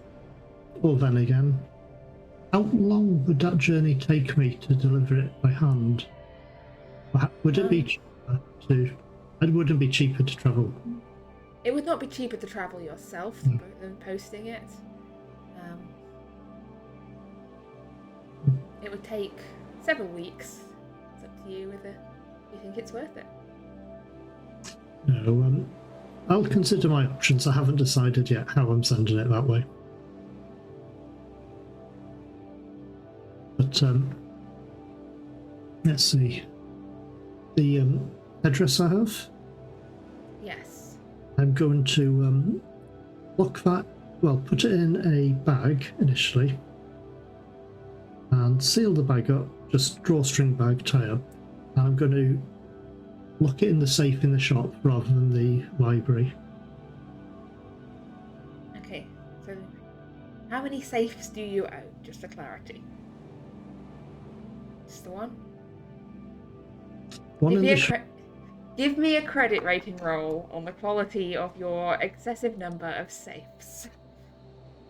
You can't just keep inventing more safes. He's got one in the shop. Let's see. Success. One in the shop. You can have 2 good safes or 4 mediocre safes.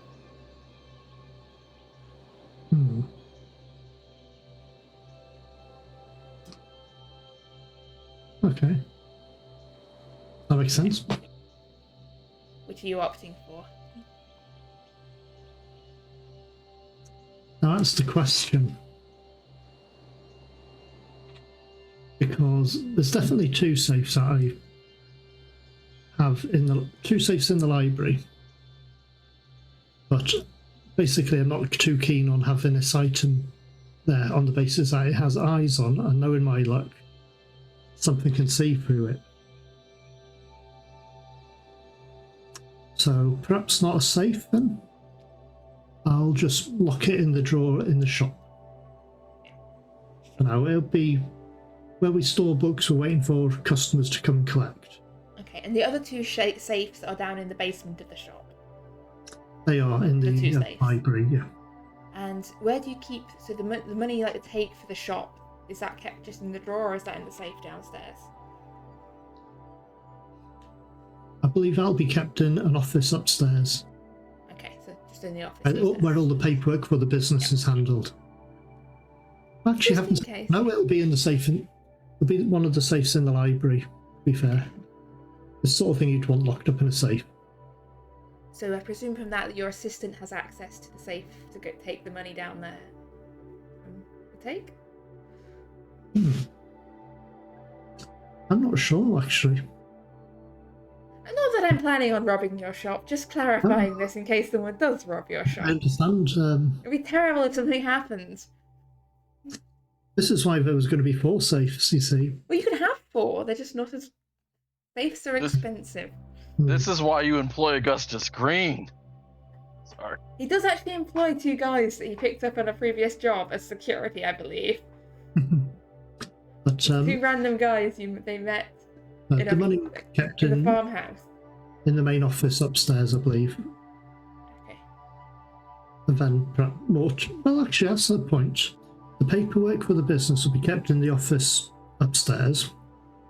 That's where the takings from the business go to, and Mortimer transports the bulk of that into the safe in the library.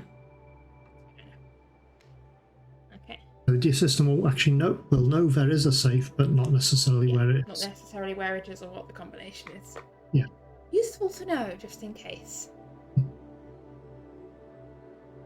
But, Yes, I want to have a look in my.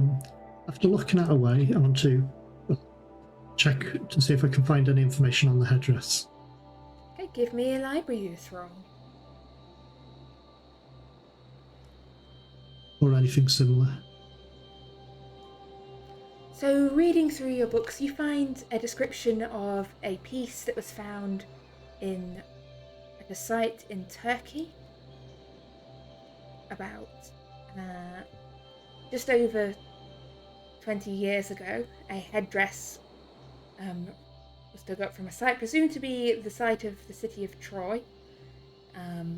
That bears some passing resemblance to the headdress you have, only lacking in eyes and some of the other features.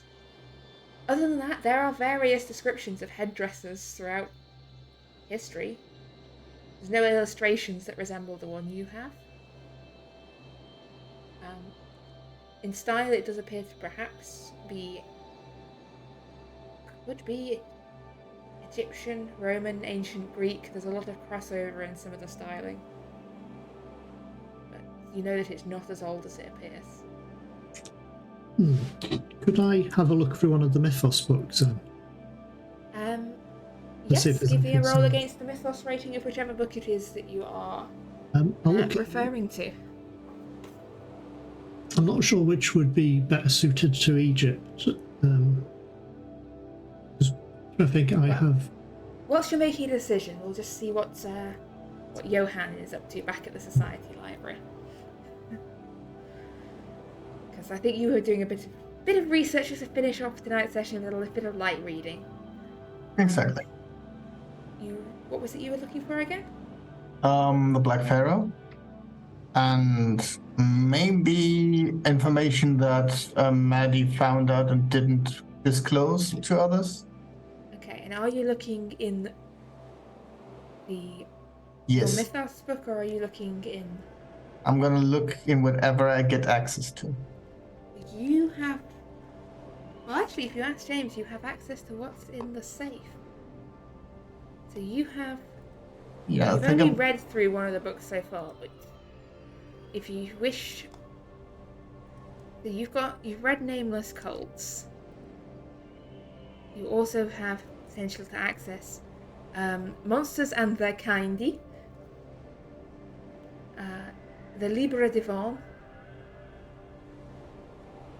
I think that's all that's in there. There's also a translation of Nameless Cults, but you have read the original. I think I'll take the Libra, the Latin, the translated Latin one.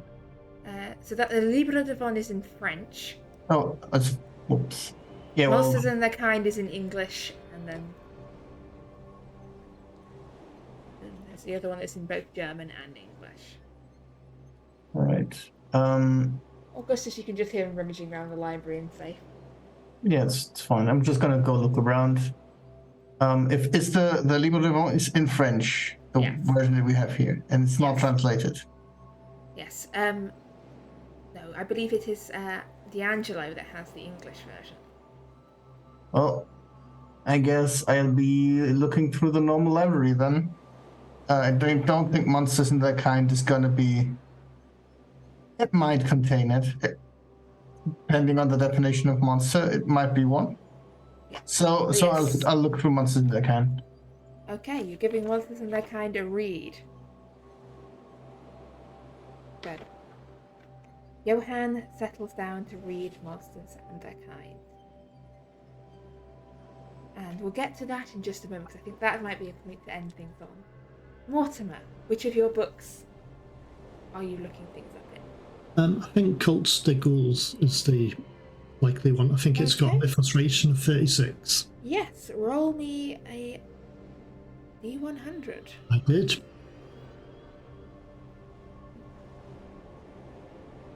Okay. So, yes, this book does mention in passing, makes mention of the Black Pharaoh. Because this book is mainly concerned with the practice of anything at the beginning with the prefix necro.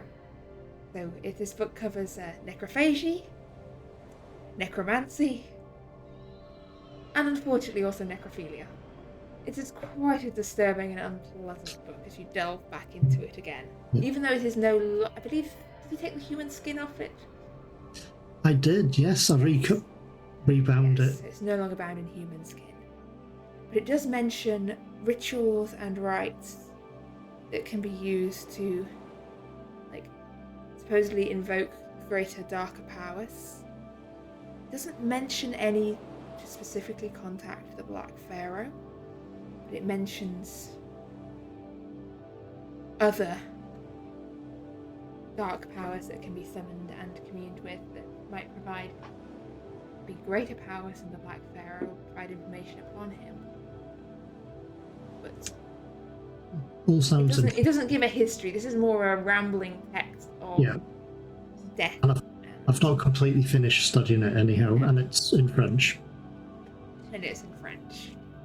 But Well, having said that, I had been translating it into English, so yes, but it doesn't make any tell you much specifically about the Pharaoh. Only that he is in some way associated with some other practices of necrophagy coming out of some cults in Egypt. Perhaps have some associations with the Black Pharaoh as well. It seems to be almost an overlapping of cults rather than the same one. all interesting. Not what I was looking for, but then again, maybe another book's got the information. Mortimer, you picked up a new book, and as you settle down to study it, as the day goes, as the comfort of the library,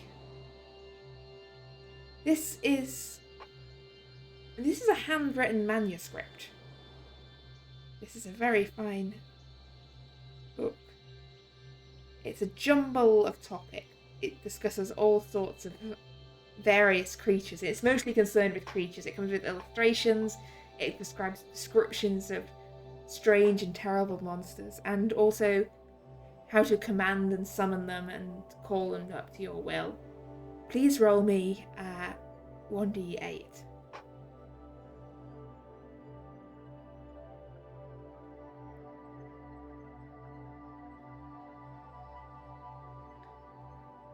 It unfortunately contains no mention of the Black Pharaoh. But did you get that 1d8? Hello? I'm sorry, could you repeat that you asked for a 1d8? From Johan. Okay. I'm just Sorry. confused for a moment there. I wasn't. Sorry. I was Did I say- still thinking you were talking to Mortimer, so I was Oh, just sorry. I forgot. braining it. I could have been zipping back and forth. That's mine. Johan, you lose 3 points of sanity. You It's gain fine. 2 points of Cthulhu Mythos, as you're gleaning more knowledge of monsters and their kind. It's not quite as in-depth as the other books you've read, or the other book you've read. It's more concerned with creatures and strange entities. But I notice it contains some information. However, you are able to read it without dashing out the door and running in front of a carriage, or otherwise invoking the ire of Augustus Green. So I Everything's consider that fine. a success. That is as successful as these things go. And as we finish up tonight's ending session of reading and research, are there any last things anyone wants to do? Any last questions or quick bits and bobs to finish off before we end for tonight? Not In which nothing. case, yes, sorry. I was gonna say, Augustus Green would be sneaking around the library, trying to find this restricted, vaulted section he's heard so much about in passing. Okay, give me a spot hidden as you're going around. Like as yours, or a look roll, your choice. Whether you want to do this by look or by eyes. Do spot hidden. Ooh, extreme success. So as you're creeping through the library, you notice James lead Johan off out the library into this office, further into the building that was once Sir John's office. And you see him open up the safe, and you see Johan get out this old, dusty-looking book. And with an extreme success, you see that James has the key. This is not a combination safe. James has the key. You see him took it away. It's on the chain around his neck, tucked under his shirt. Once he locks the safe back up again. You know where it is, and you know who has access to it. The last thing that Augustus Green would do, very, very it's almost impossible to hear, but he whispers, "Forgive me, but I have to make this right." And that is where we will finish for today.